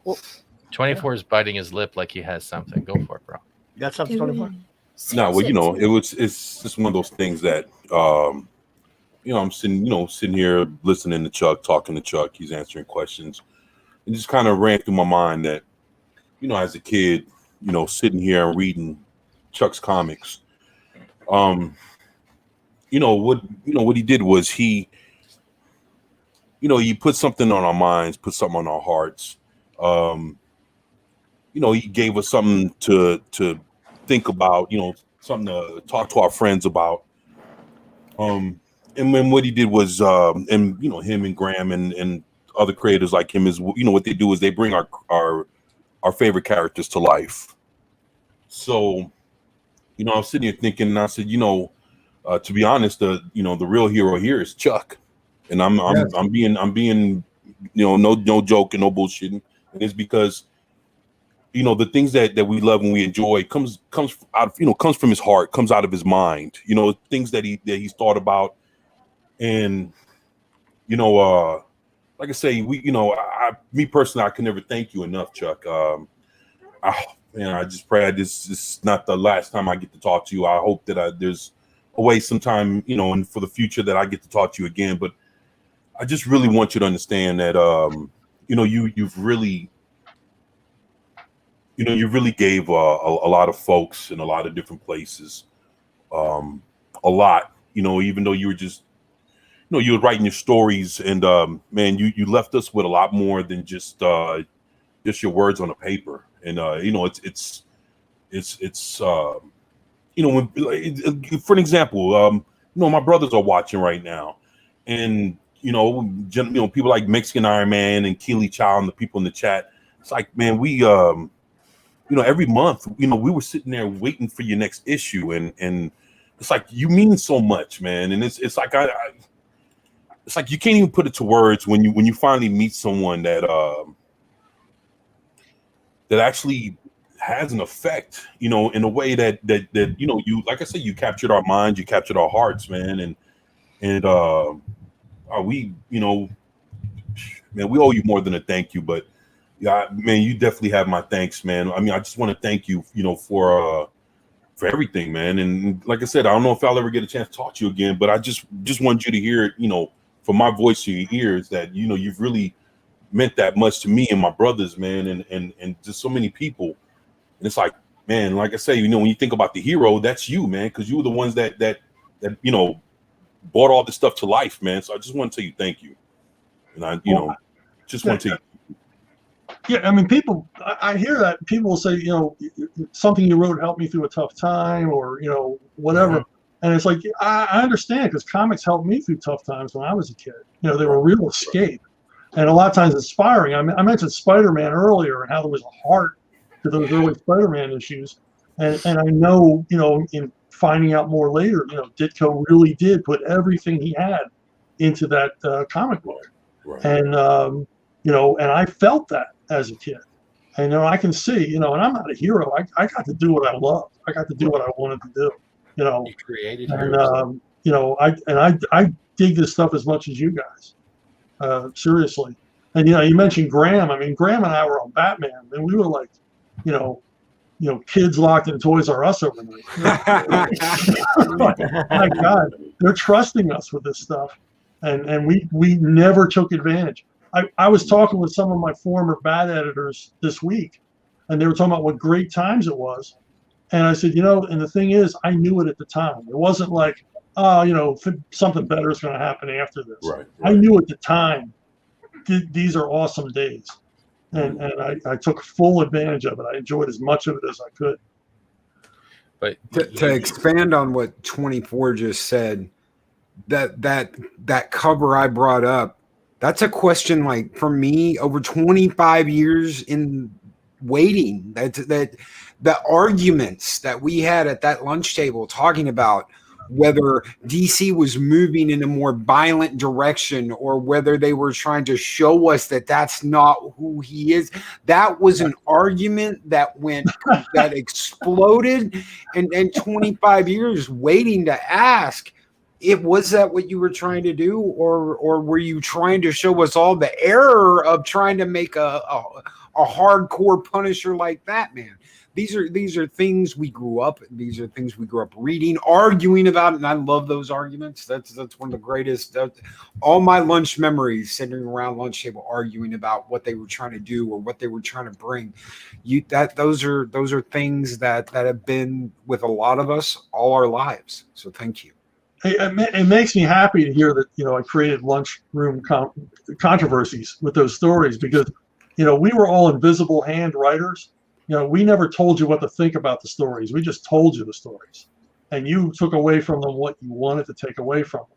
And I'm glad that, we accomplished that. That where some of you thought, we're doing this on purpose, to popularize a sadistic, psychotic Batman. And then the other half thinking, no, they're, this is a cautionary tale. Right. Claude Paris asked, "Where do you get your shirts?" This is almost a serious question because I think a lot of people would like the Chuck Dixon collection. Just I've been wearing them for a long time. I mean, I used to wear them back in the 70s. Every place I worked, my nickname was McGarrett because I wore, for Hawaii 5-0 because I wore Hawaiian shirts to work. So, I picked them up everywhere. I mean, and I've got them back when you could only get them by going to Hawaii. So if I ever knew anybody going to Hawaii, I was to bring me back a shirt. And, just pick them up off the rack when I see them. If I see one I like, I'll grab it. Mark says he likes that shirt. Rowan says, or Margaritaville, Tommy Bahama. That they didn't exist then. No. And Ords, if you have any questions for Chuck, I can send you a link. This man is a very big comic book lover and a Batman lover. Would you mind if I invited him on so we can not drool? But sure. Ords, would you like the link? Do it. You're the doctor. I always ask out of respect, but I appreciate it. Phantom great. Outsider says that's because people with actual talent had respected the IP and the work and all of those that came before. They were stewards of the IP, not corruptors. That's exactly it. They weren't pushing an agenda. They were pushing the evolution of a character without disrespecting. Yeah, my point was never to write my Batman. It was to write the best Batman I could and leave it unbroken and unchanged for the next guy. Right. Nice. Oh, man, that's Love awesome. that philosophy. Yep.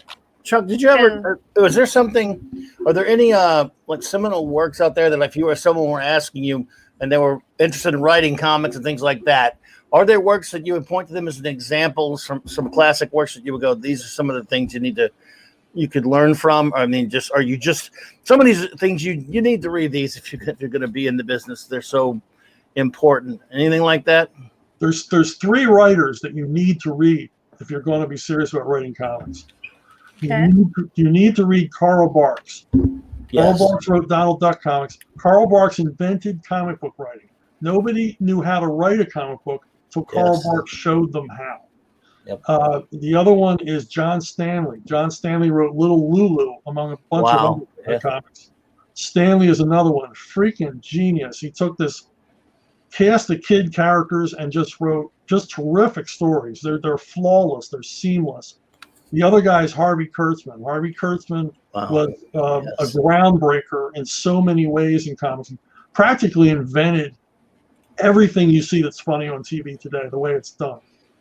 He changed the way humor is done. He lifted satire and parody to an art form like Jonathan Swift level art form. And comic book storytelling, the guy was the greatest at panel composition, how to progress a story, how to pace a story. So any of those 3, and Harvey Kurtzman created Mad Magazine for anybody.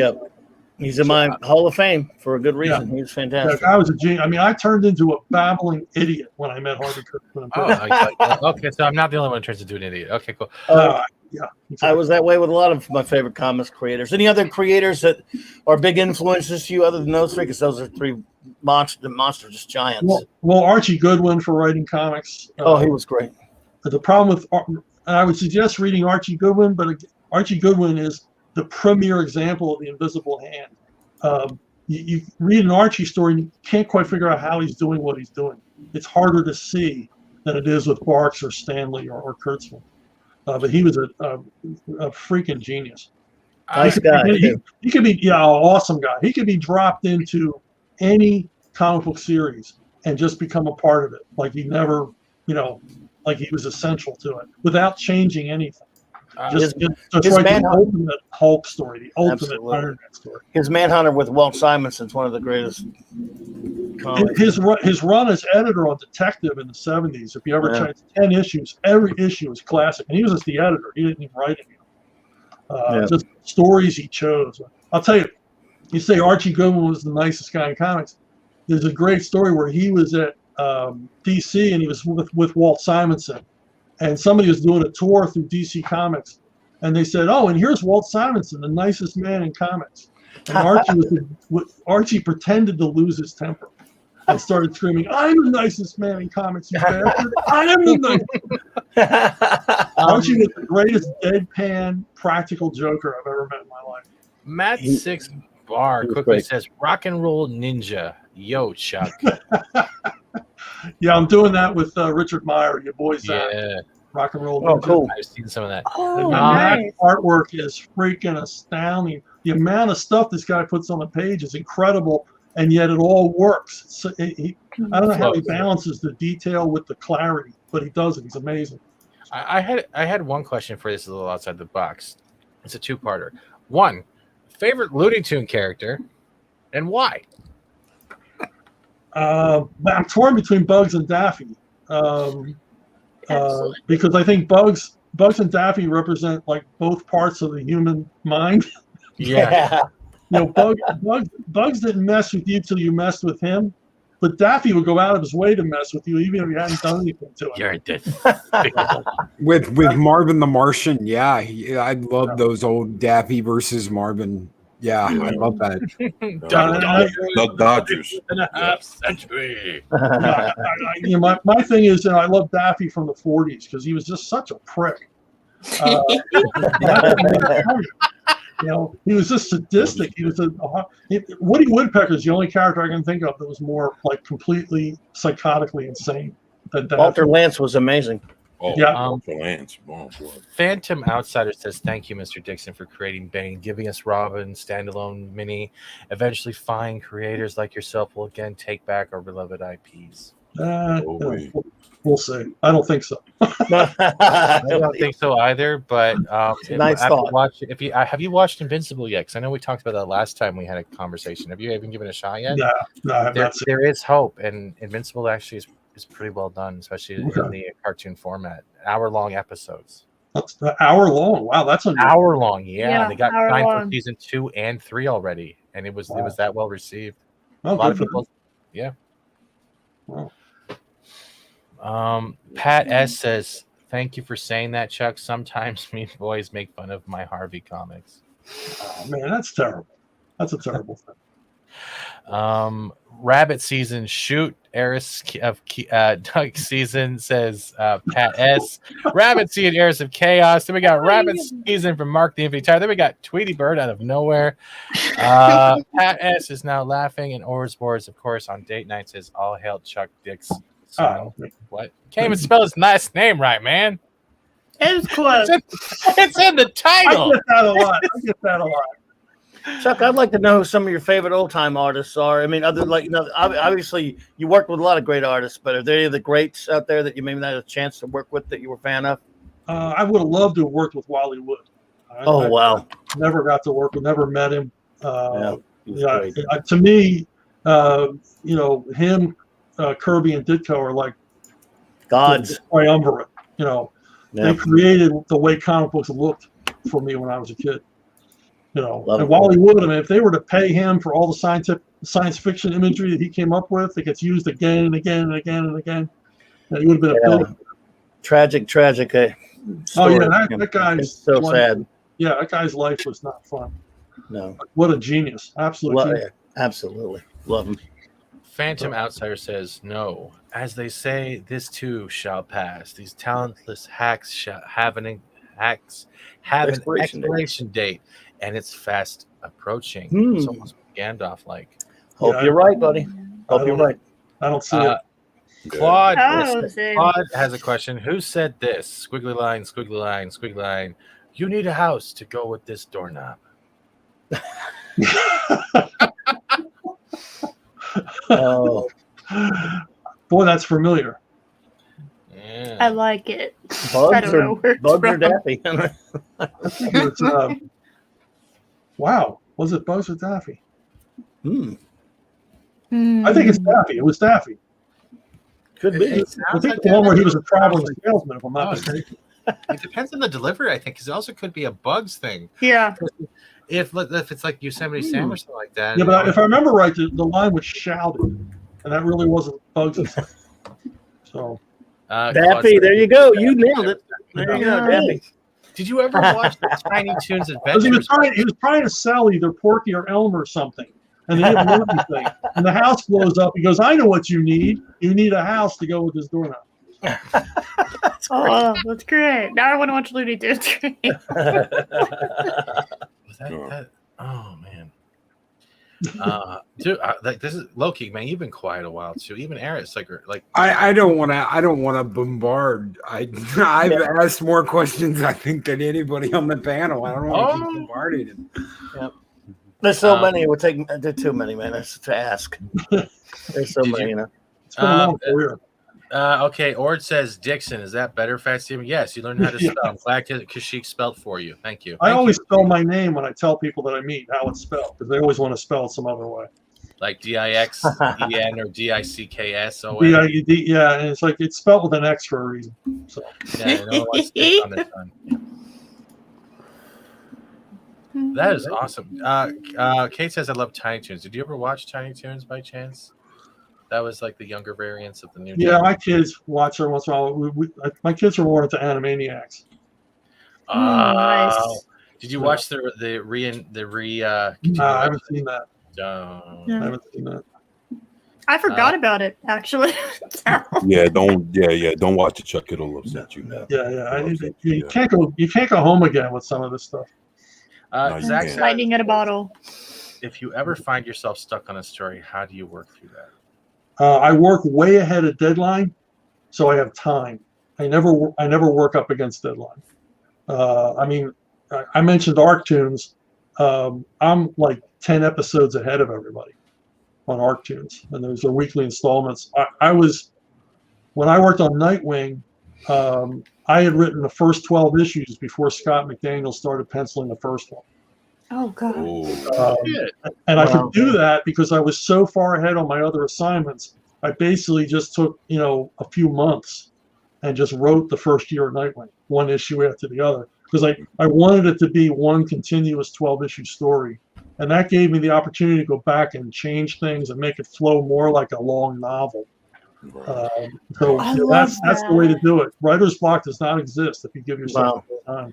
We've been barraging with questions, and I feel kind of bad, but at the same time, it's been fantastic. I'm gonna start with this before we get into someone else's thing quickly. Because what does Chuck think of CW Stargirl? If you've watched it, specifically Wildcat, I already know the answer to this. I'm like, I have not seen it. Is Wildcat a woman in it? I mean, what's Wildcat?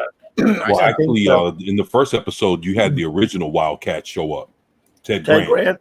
And then after that, looks like he got killed off in the first episode, him and the rest of the Just Society of America. So then, ends up being like 10, 15 years later. And then all of a sudden, Yolanda pops up. Okay. Yeah. So I assume that they change it because they got to change everything. They can't keep their hands off of this stuff. That's for sure. That is for sure.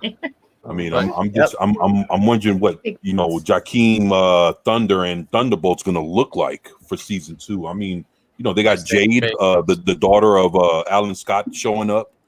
So I'm just trying to see how they're gonna, they're trying to get this Just Society of America going, and I'm just wondering how it's gonna come together. Well, what is it gonna look like at the end? Are they gonna have Obsidian? What's gonna happen? And I know they're not gonna put America in the title. I'll tell you that.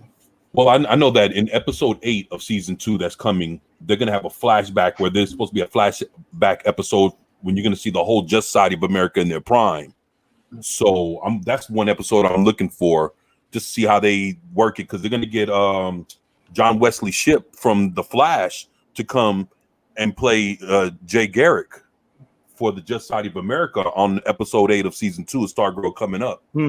So I wonder that's kind of the point. I mean, you're excited to see that. Well, why didn't they just make that? Exactly. I mean, I would watch that. So why did they just make that instead of, I don't know. I think we're gonna let you like get your all your saliva back, because you've been answering question hours for about an hour and a half now, and that was a great way to put that. Hey, you know me by now. I say weird shit. Awkward. Yeah. It's not awkward. It's not like I'm saying, come on. Yes, take the Chuck, step please and regain your saliva. He's not even making eye contact anymore. It's like, why am I even here anymore? Is there a thunderstorm? Where's that lightning? Strike that fat fuck. Oh, come on, Chuck. Come on, man. But I'm gonna flip it up now, and I think Loki should take the floor because I know he's been harboring some pictures. And before there's one more question. Yeah, before we get to the middle gates, we're going to end it on this last question until everything else. And the thing is, from Purple Valkyrie, Mr. Dixon, does Mr. Dixon think that Marvel and DC can turn things around and win back fans, or is the future of comics independent creators? Well, personally, I think that the AT&T and Disney will eventually license these characters off. I can see a day when they close the comics divisions and simply license the characters to other publishers. Yeah, to like IDW and shit. Yeah, like they're doing with IDW. I can see that. Total it's just sense. so they can just get the money for the license and not have to worry about the content. Yep. And with That's that,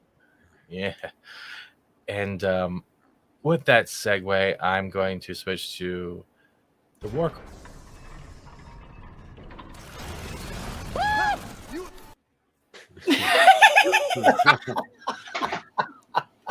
That is so manly. I don't know what to say. And we are now going to switch and probably get things going. This is the segment called The Male Gaze, and this is where we go through costumes, cosplay, and who did it better. And Chuck, I hope you're going to enjoy this. You don't have to hear a whole lot of questions. I'm currently flipping off boards, even though he can't see it. But Loki, you now have the floor. Thank you, sir. And ladies and gentlemen, welcome to this week's edition of The Male Gaze. We start off with a beautiful rendition of Phoenix from X-Men. All of these are going to be women of X-Men tonight. So we're going to start off with the Phoenix. Okay. I thumbs up from me for this one. I think it's absolutely gorgeous. I love the suit. I love the way they did the suit. I think it's great. What do you guys think? Yeah. I mean, if you're gonna do a professional cosplay picture, you gotta have a good background. And you know me and my backgrounds. It's good background. Anything Nice. Phoenix is pretty much for me. What do you think, Chuck? No, it's a good costume. Good Yeah. presentation. That's one thing. Judge. That's one thing I wanted to ask. Do you think cosplayers in general, especially professional ones, are doing better adaptations and better care than we're actually seeing in costumes right now? Seeing in costumes right now. Well, they're more faithful to the original source material. That's for sure. Yeah. Because the first inclination of movie producers seems to be, can we do this in black leather? So Everything looks better in leather, except me. Yeah. Wish the suit was green or red. There's multiple variants, Mark. Stop being picky. There'll be another one, Mark, I'm sure. This, of course, is Psylocke. Mm-hmm. Oh yeah. There's two of her in here. This is the more dumbed down. This is more like the chilled Yes. out. Where's my blood being pumped to segment. Yeah. I'm usually the only rational one here. It's okay. That's a lot of crap. That's To a lot me, of crap. she didn't spend that much on the costume, and you kind of tell she didn't spend that much on the costume. No, she's been No, more time shaving the body hair. You should. Do I need to do the women's armpit hair rant? Do I need to- If you can't braid it, then it's short enough. Oh shit. That's We've such got a large Dazzler. margin. We've got Dazzler. Wow. Hell no. Little Dazzler there. I mean, Hold on. No. not really comic accurate, but nice. Nope, not at all. What's up with the heels? Okay, I meant With her feet. her- What the fuck? her fucking feet. Oh my god, that poor woman. What are you doing? Oh wow. 20 heels. Yeah, that's like the fucking shoes from I'm Gonna Get You Sucker with the fucking water and the fish tank in them and shit. Makes me think of the beginning of oh god, what's that movie with Mike Myers? Oh, Disco Stew. It's also Disco Stew shoes. Think about it. With the fish, they're all dead. Oh, I can't get them out of there. Austin Powers, the first Austin Powers movies. It's a man, baby. Yeah, like she could be, she could be right at home in that party. I'm just imagining the blisters, and I'm. Yeah, she's better than Dazzler. Well, at least she can walk. Jesus Christ. Did you have a favorite X-Men by chance, Chuck? Like, did you have a favorite, like, at least a femme fatale kind of style of X-Men in general, or no? Yeah, I was never a big X-Men fan. Really? Perfect time. Excellent. Yeah. I like the femme fatales. I mean, Nice. Do you think Lady Deathstrike could make a great back scratcher? for cleaning those vents. Yeah. Oh no, or even toothpicks. There you go. Yeah, there you go. Hold still.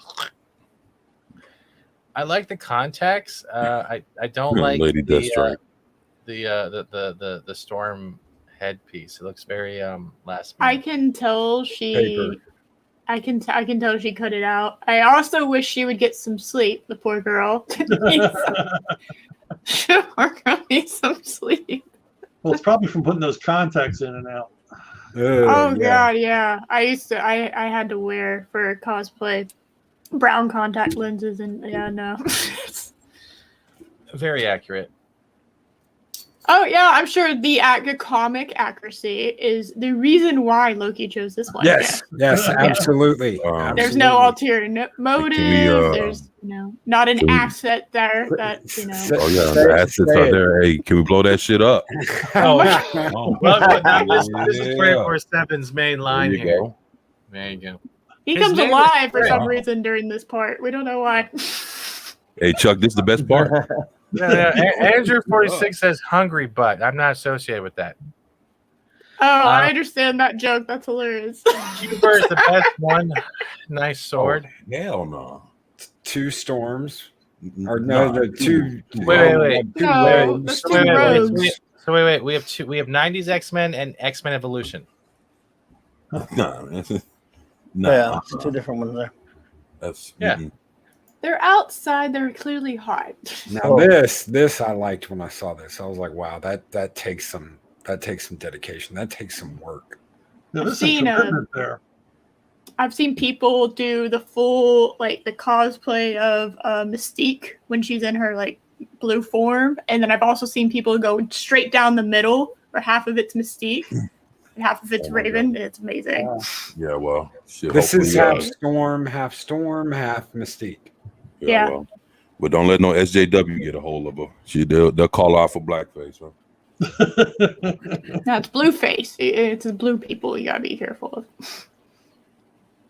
Is that short-haired Rogue? Yes. I like it. Yeah.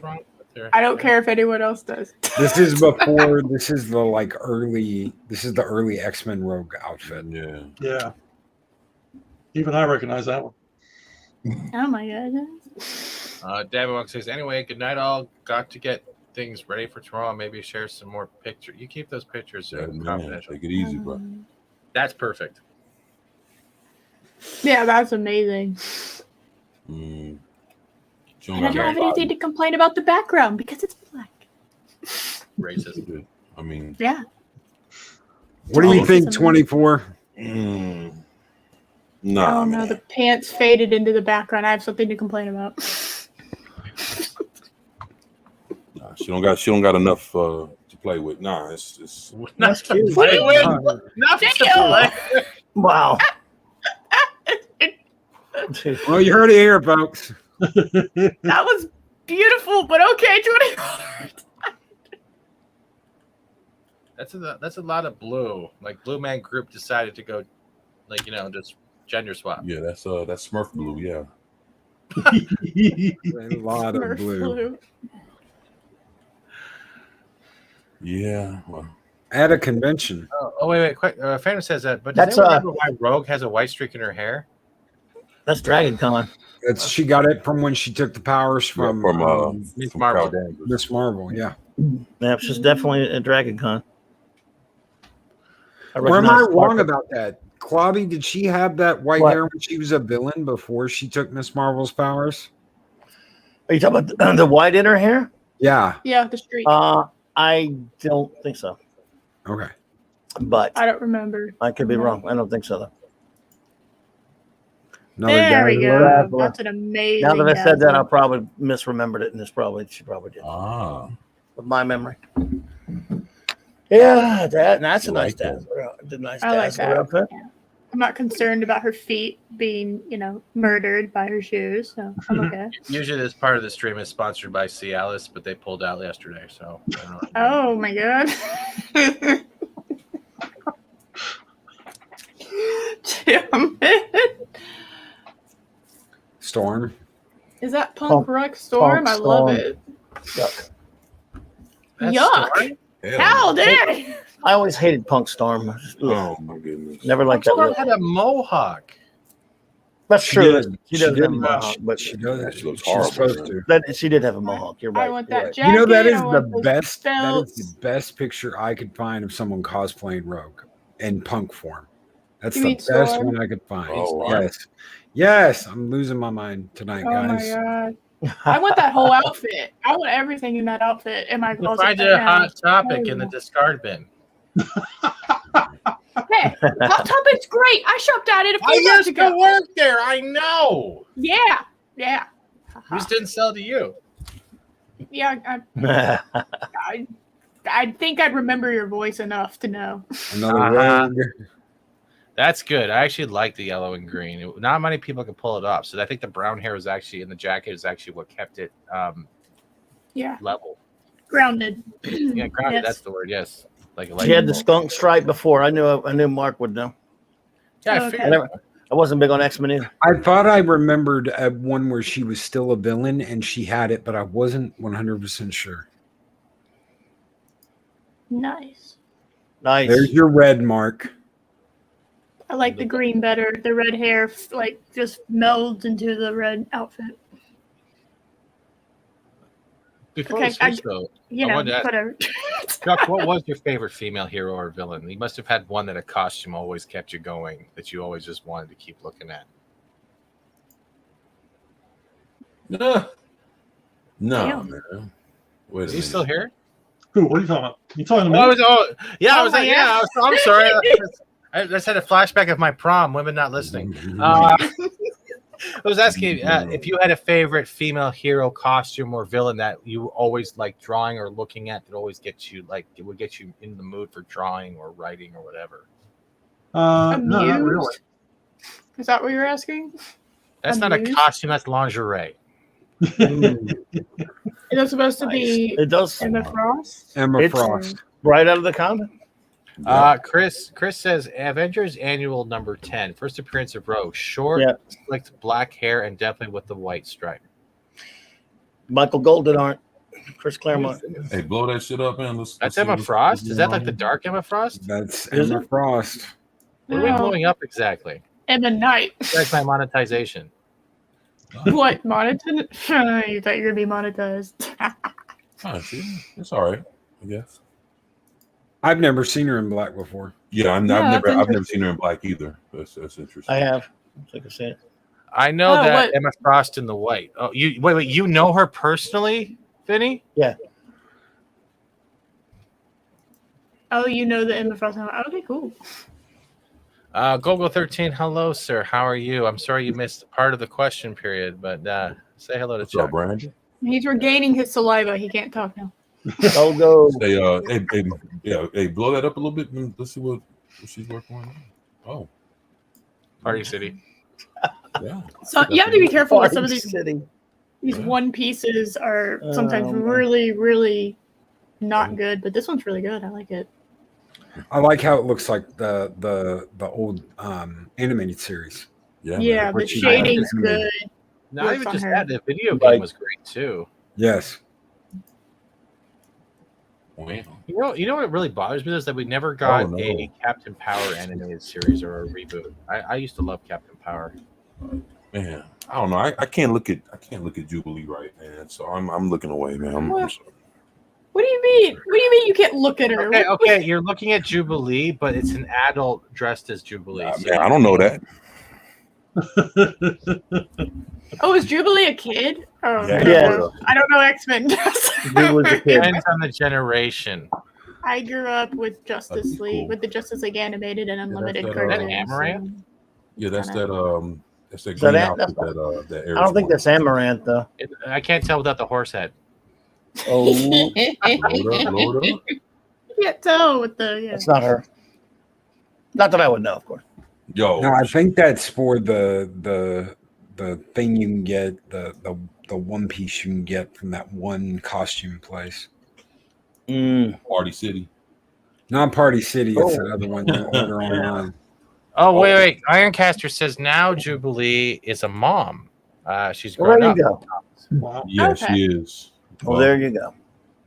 Well, Rowan did just you read read that? the mom Pigs, version. horse heads, same thing. Yeah. Okay. I like, Chris everything. Burgess says Yeah. Jubilee was a kid. Vampire Jubilee is definitely an adult, complete with an adopted kid. Really? Yeah. Modern comics. They've ran a little story where she grew up and shit. I don't know, man. It's just, but yeah, she looks wow. I Who like it. keeps up with modern crap anymore? I like that pose. Definitely That's a right. lot more detailed than the one we saw first. Yeah, well, the stripes are staying in place. Of course, she's also posed like that. It could be, that too. So I would imagine that, like, as a cosplayer, keeping the stripes there is very difficult. So Ironcatcher That's says they depowered Jubilee during M Day to have impact. I didn't know that. No. That's weird. Yeah, I don't know. Shit. Kind of cute, fact, but their eyes are weird. And the fact that old girl's tatted up in real life, I don't know. It's like, I don't know. Shit. Do you think she should have body painted to get rid of the tattoos? Or maybe she should have something cover up the, like, Storm, sometimes have, suits where the arms are covered. But, it's like when you look at a cosplayer and you get to see extra shit on the cosplayer that's not on the character, like tattoos and shit like that. It's just, it does something, man. It just takes away from the whole look, man. Yeah, Not Batman with a mustache necessarily, just doesn't work. but with her, yes. Wolverine Okay. plushie. Wolverine looks legit.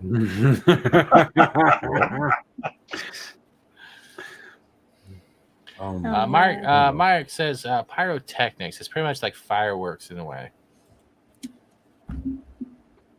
Jubilee was a good character, but very underrated. That looks great.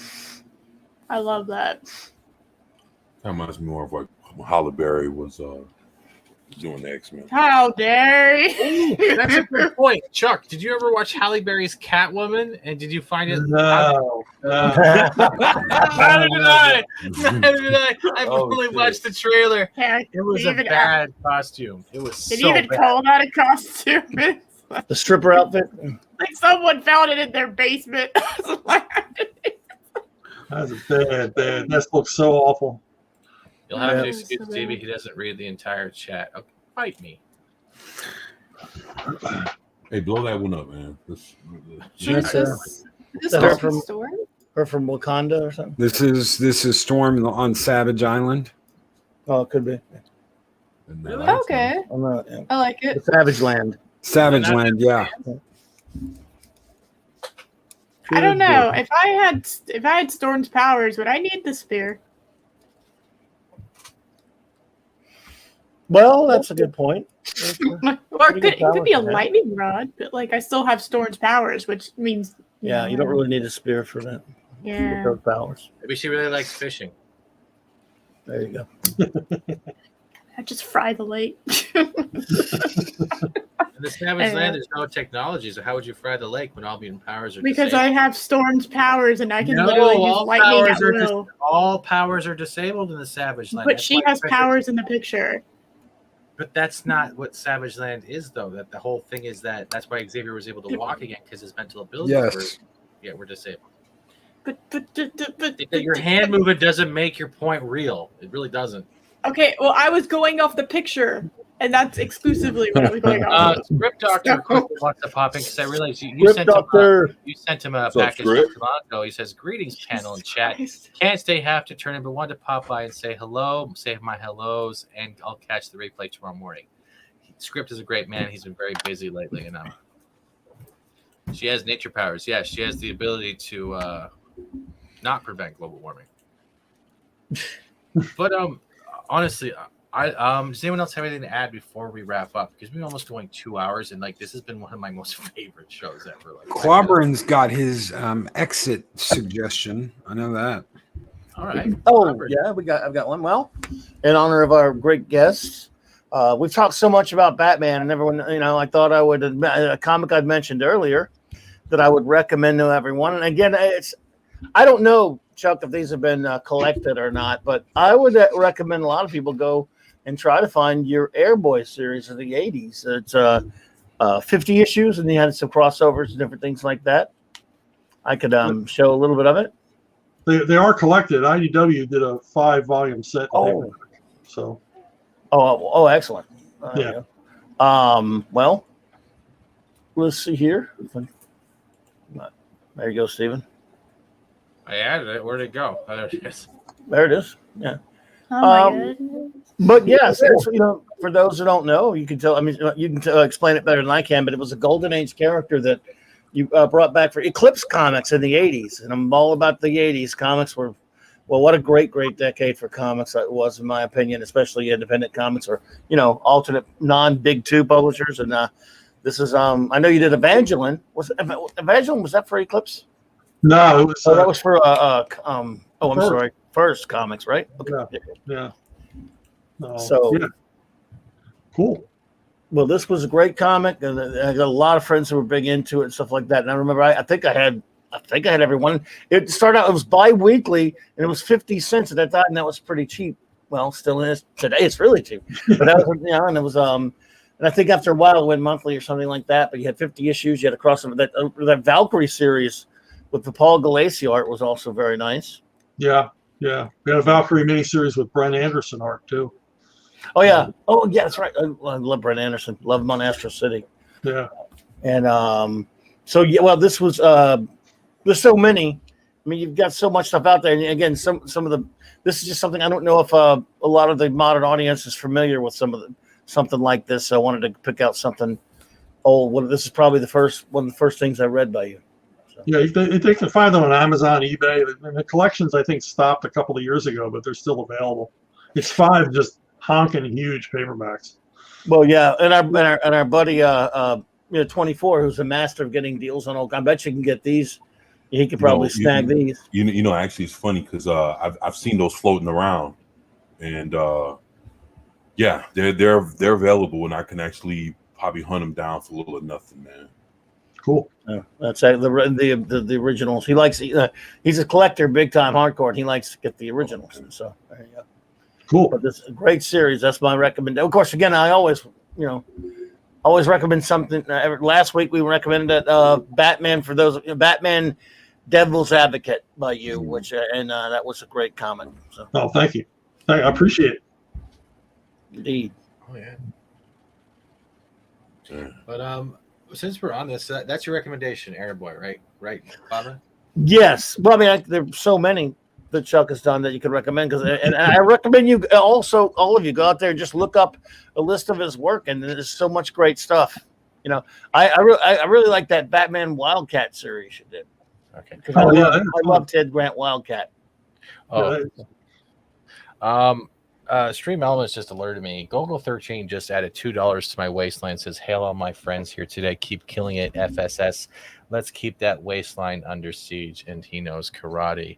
And with that, I am definitely going to give you. I don't even know. I'll give him the ass. A FAT-STEVENSEAGAL with 2 Canadian. Drinker was so mean and mocked my fatness and movies. Shut up, you fat fuck. That gets me every time. But that's I'm actually have to read this. I really have no idea what Airboy is. I've never actually heard of it until now, and I feel kind of bad because I'm not very well endowed when it comes to the Not that type of general joke. We're going with the actual comic book knowledge when it comes to Airboy. I've never actually heard of this title. It's a lot of fun. He's a Golden Age character, as Chuck had mentioned, and they revived it. This was, of course, a legacy type thing, though, right? Wasn't this his son? Yeah, it was his son, and we said it in the 80s. And the thing about it is that Valkyrie, who was the original Airboy's gal pal, she gets like fallen out of some sort of stasis, some suspended animation spell, and she falls in love with the son, which a lot of people thought was pretty freaky, but it got us a lot of readers because of the controversy surrounding it. This is a really controversial book in its time because it dealt with some political issues that were happening at the time. And, I'm a political conservative, and my editor, Kat Ironwood, was a communist. So yes, that's an interesting duo. yeah. So we got to deal with a lot of really neat stuff, basically stirring the pot. The Clibs loved to stir the pot to get readership. Well, yeah, and you got to hand it to her that she would, because I met her once and she was kind of snippy to me, but you gotta hand it to her that she would, given that, I'm not sure that would happen today. Someone, allowing someone with different views to write a comic with different views from their own like that, especially from a commie. So. Well, I had to learn to work around some of it because if I wanted Skywolf to punch a commie, I had him shoot the commie in the story, and she said, "Could you soften this a little?" I'll just have him punch him. You're so violent. I don't know what I'm going to say about this. And do you mind if I ask him, Clobber, if Airboy's your recommendation? Since Chuck has been given so much of his time, do you have anything you would like to recommend, either from Archaven or yourself, something that you've cherished either growing up or you think a lot of people would like to read that they probably never even touched yet? Well, I did mention, Barks and Stanley and Kurtzman earlier. If you haven't checked them out, you need to. The old Golden Age Plastic Man is a favorite of mine. And actually, because the Golden Age Plastic Man is a public domain, he's showing up on ArcTunes. We're, quote unquote, reprinting him on ArcTunes in digital form. So Jack Cole was great. Jack Cole's a genius. The stories that were funny, constantly inventive. I don't think the guy ever repeated a gag. And Plastic Man has tons of gags. The stuff that they do with his powers, he was always inventing new ways for Plastic Man to strut his stuff. So funny stuff. Love it. I love Plastic Man. So the two recommendations are Airboy from Clobber and Times and Golden Age Plastic Man from Chuck Dixon himself. Yep. There's some archives even. Yeah, there are. Yeah. There are archives? Oh, damn. Yep. Yeah, DC did a lot of the run, not the whole run. From the old police comics. Yeah. And if you go on Amazon, there's a guy reprinting them because they are public domain. There's a guy doing unauthorized reprints of Plastic Man. Nice. Another tragic fellow, Jack Cole. Yeah, that's another horrible story. Yeah. No. Now, these cartoonists, laughing on the outside, crying on the inside. Now, before we wrap up, because we have 31 people watching, and this is Chuck. This has been fantastic, Chuck. Honestly, just having you here, just not asking for a paycheck from me because I don't have one. Wait a minute, I didn't ask for a paycheck. No, you asked for a Hawaiian shirt, so I'm still getting four little boys named Jim to do it for me, but they're all clones from the Miles Morales clone saga they're rehashing. But there's some independent artists in our chat. There's some people who want to start a comic or start something from scratch, and they have an idea. They're I know there's Kylock, there's Macney, and a bunch of other ones. If you were going to tell them anything with them getting started, where do you think they should start from your point of view? And when they're getting trapped in an idea that can't go anywhere, how would they go about getting it going again?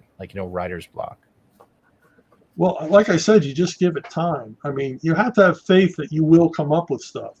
Early in my writing career, it's will I ever think of another Green Arrow story? But if I'm working far enough ahead, something will occur to me. Wherever it comes from. Bob Burden said that, comic creators use the wrong parts of their brain. And I think there's actually something to that. Because I have no idea where these ideas come from. It's like when you have a song stuck in your head and you don't remember hearing it. Mm-hmm. It's like, where the hell did I hear that song? I haven't heard that song in 30 years, but all of a sudden it's stuck in my head. It's just this stuff filters through. But yeah, you just relax, give yourself time. If you're going to be a professional at this business, it'll come to you. And if it doesn't come to you, then you're not going to last as a professional. Kylux says, I suck at writing, but I'm trying. Is that a good place to start? Because I sucked at writing when I began. I didn't know what the hell I was doing. I didn't know what a comic script looked like. I didn't know how they were written. My first efforts are simply awful. I mean, I was told by the editor-in-chief at first that I would never work in the comic book business because he read my first script. So, you just try to learn and you talk to people that do it and listen to what they say. Do a lot of listening to people that have been successful at it, and don't listen to people who haven't been successful at it. You'll never make it. Don't listen to them. Listen to the people who made it, and they'll and you can learn a lot. Claude Parrish says, what does Chuck think of cute Bane toys? Hey, cha-ching. Yeah. You still make money either way, don't you? You make money either way. Cute. Yeah, they're cute. They're ugly. It doesn't make any difference. I have a Bane plush. Why not?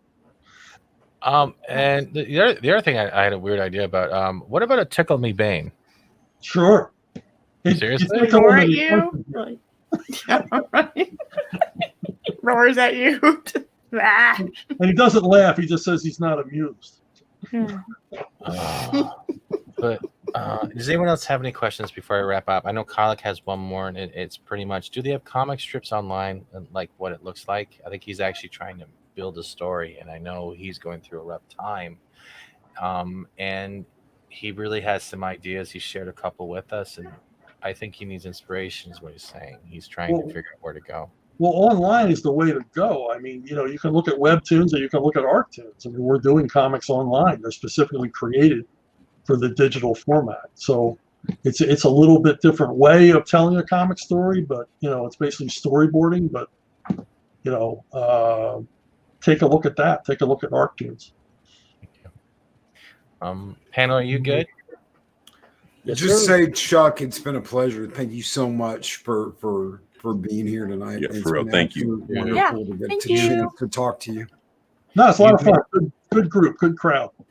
Sometimes I feel like I wandered into the wrong bar, but this is good.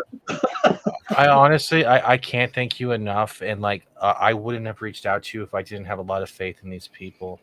That they've been there for when, that saying, why do we fall down so we can pick ourselves up again? These are these types of people. These are the types of people you've probably grown up with, that you've had great friendships with. Sure. Each one of these has not only an identity, but a personality that they feed off each other and their family. Same with the chat. There's a lot of people in the chat. And thank you for giving them your time, your answers. Thank you for giving my chat, my mods, the answers. I invite you to come back whenever you want. Sure thing. And I've hoped you've helped inspire a lot of people in the chat. I'm trying not to cry right now because I'm trying not to get emotional, but it's like you don't understand why people say thank you for the inspiration, but you've put a milestone for a lot of people to find inspiration, and I think you deserve all the credit you can get. The way 24 talks about his family and his brothers, the way Eris is listening and learning new things, the way Stone Loki will pull over his car in the middle of a drive just to ask you a question like last time he had a chance, and Clobber just shooting the shit with you like you're two comic book store owners. It's you're owed a lot, but I don't think we have enough thanks to give you for all that, and I thank you for that. Very true. Oh, well, thank you. Absolutely, man. I couldn't do it without folks like you. People that bought the comics and enjoyed them. Nerds. And nerds, that's right, man. Nerds rule. Yes. I want to highlight one person in particular, and he's been a big supporter of everyone here, and that's Bruce Lombardo of Dick's Division. He says, Mr. Dixon, can you pan your camera around and do a shelfie, not a selfie, a shelfie review? I want my friends to see what a successful life with hobbies looks like. And this man paints a lot of models. He has a table full of models. And Bruce is a good man. He supports everyone. He wants every channel to be a great. I can't say enough. I'm not trying to suck Bruce up or is kiss awesome. ass. I'm not wearing lipstick.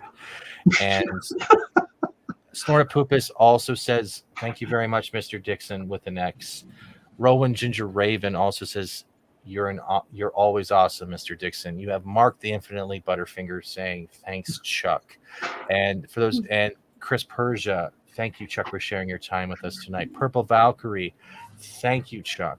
The Sentinel, you're a mensch, sir, or mensch. I hope I'm saying that right because I've been drinking. Yeah.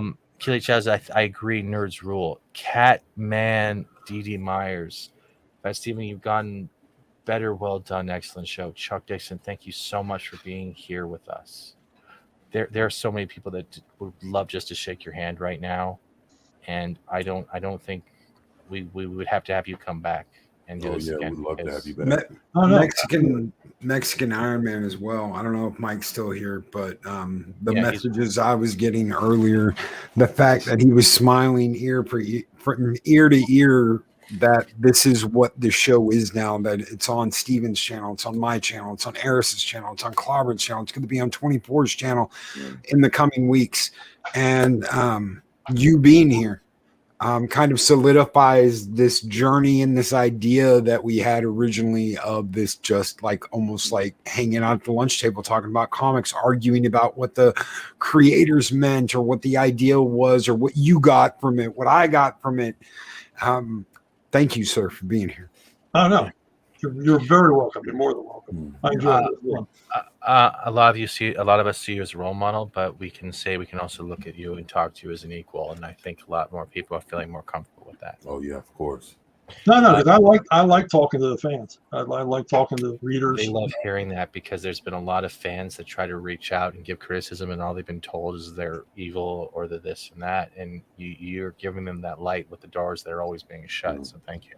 No, even if people have a problem with the work, and they have questions or something they didn't like, hey, at least they thought enough about it to tell me. Have an opinion, right? Yeah. Yeah, I'm not going to defend my work, but we can talk it out. You can't please everybody, but yeah, I like hearing from everybody. I like, especially people like you and your viewers, who really think about this stuff and have questions like Batman with a board with a nail in it. He wants to nail someone with board. But honestly, Bruce says, Chuck Dixon, I look up to your wisdom. It's a pleasure to hear you with my friends on the panel. Well, Bruce, just for you, I'm going to show you what I see from my desk. I'm kind of limited. Holy shit!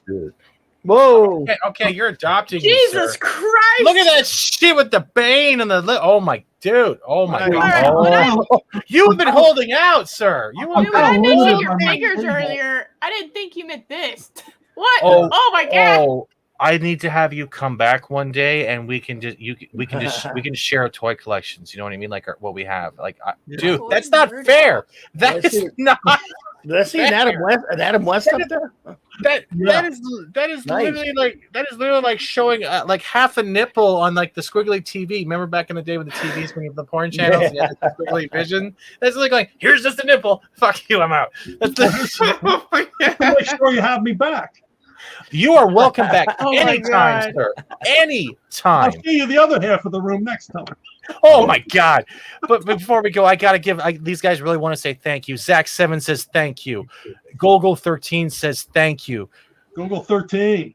Yeah, I love that anime. That's a good one. I love Kylock definitely has inspiration. He's going through a hard time. So thank you for answering his questions. Phantom Outrider says thank you, Mr. Dixon. Claude Parrish says thanks for making lives better and minds better. Chris Persia says, I'm giggling like a schoolgirl and an idiot the entire night. I freely admit it. That's okay. Put on lipstick and simple as much as you want. Chris giggling. Oh my god. And honestly, Mark slides in a question like the asshole he is with chocolate butt. Who decided Azrael would become Batman? Denny. He created Azrael. The great Denny O'Neil. The great Denny O'Neil. Yeah. Cavatino Shea says, thank you, Chuck Dixon. You are a living legend. You are we are eternally grateful for your work in the past and work yet to be published. And check out Ark Haven. All that shit's free in high res, and they are also accepting indie creators. Even if it's an idea, there's definitely an artist out there to bring it to life. We have, you see that? Damn, everyone's like jizzing over your collection right now. Like literally, oh my god, whoa, holy shit. It was awesome.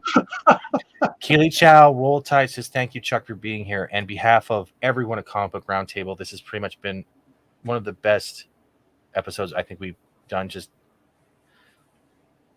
Vinny says, hell yeah, get me on that too. Thank you, sir. I wish I could shake your hand. I'm definitely going to demand an autograph in the future, but this has been the best 2 hours I've had in a long time. I think all of us had, and I think you've made a lot of people happy tonight. Thank you. Yeah. Thank you, Very Chuck. cool. Very cool. I had a great time too. Thank you. All right. And, with that, everyone in the chat, so I'm trying to recompose. Mackie says thank you as well. To chat, my mods, everyone who has super chatted, super sticker, donated tonight. You didn't have to, but I appreciate every dollar. We are closing out the Comic Roundtable with something a little different, a little funny. You all have a good night. You don't have to go home. You got to get the fuck out of my fridge.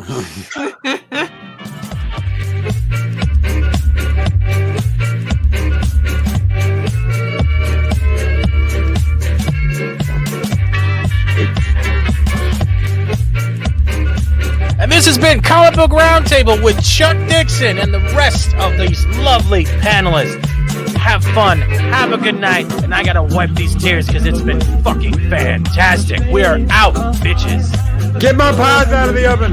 Fuck you, Loki.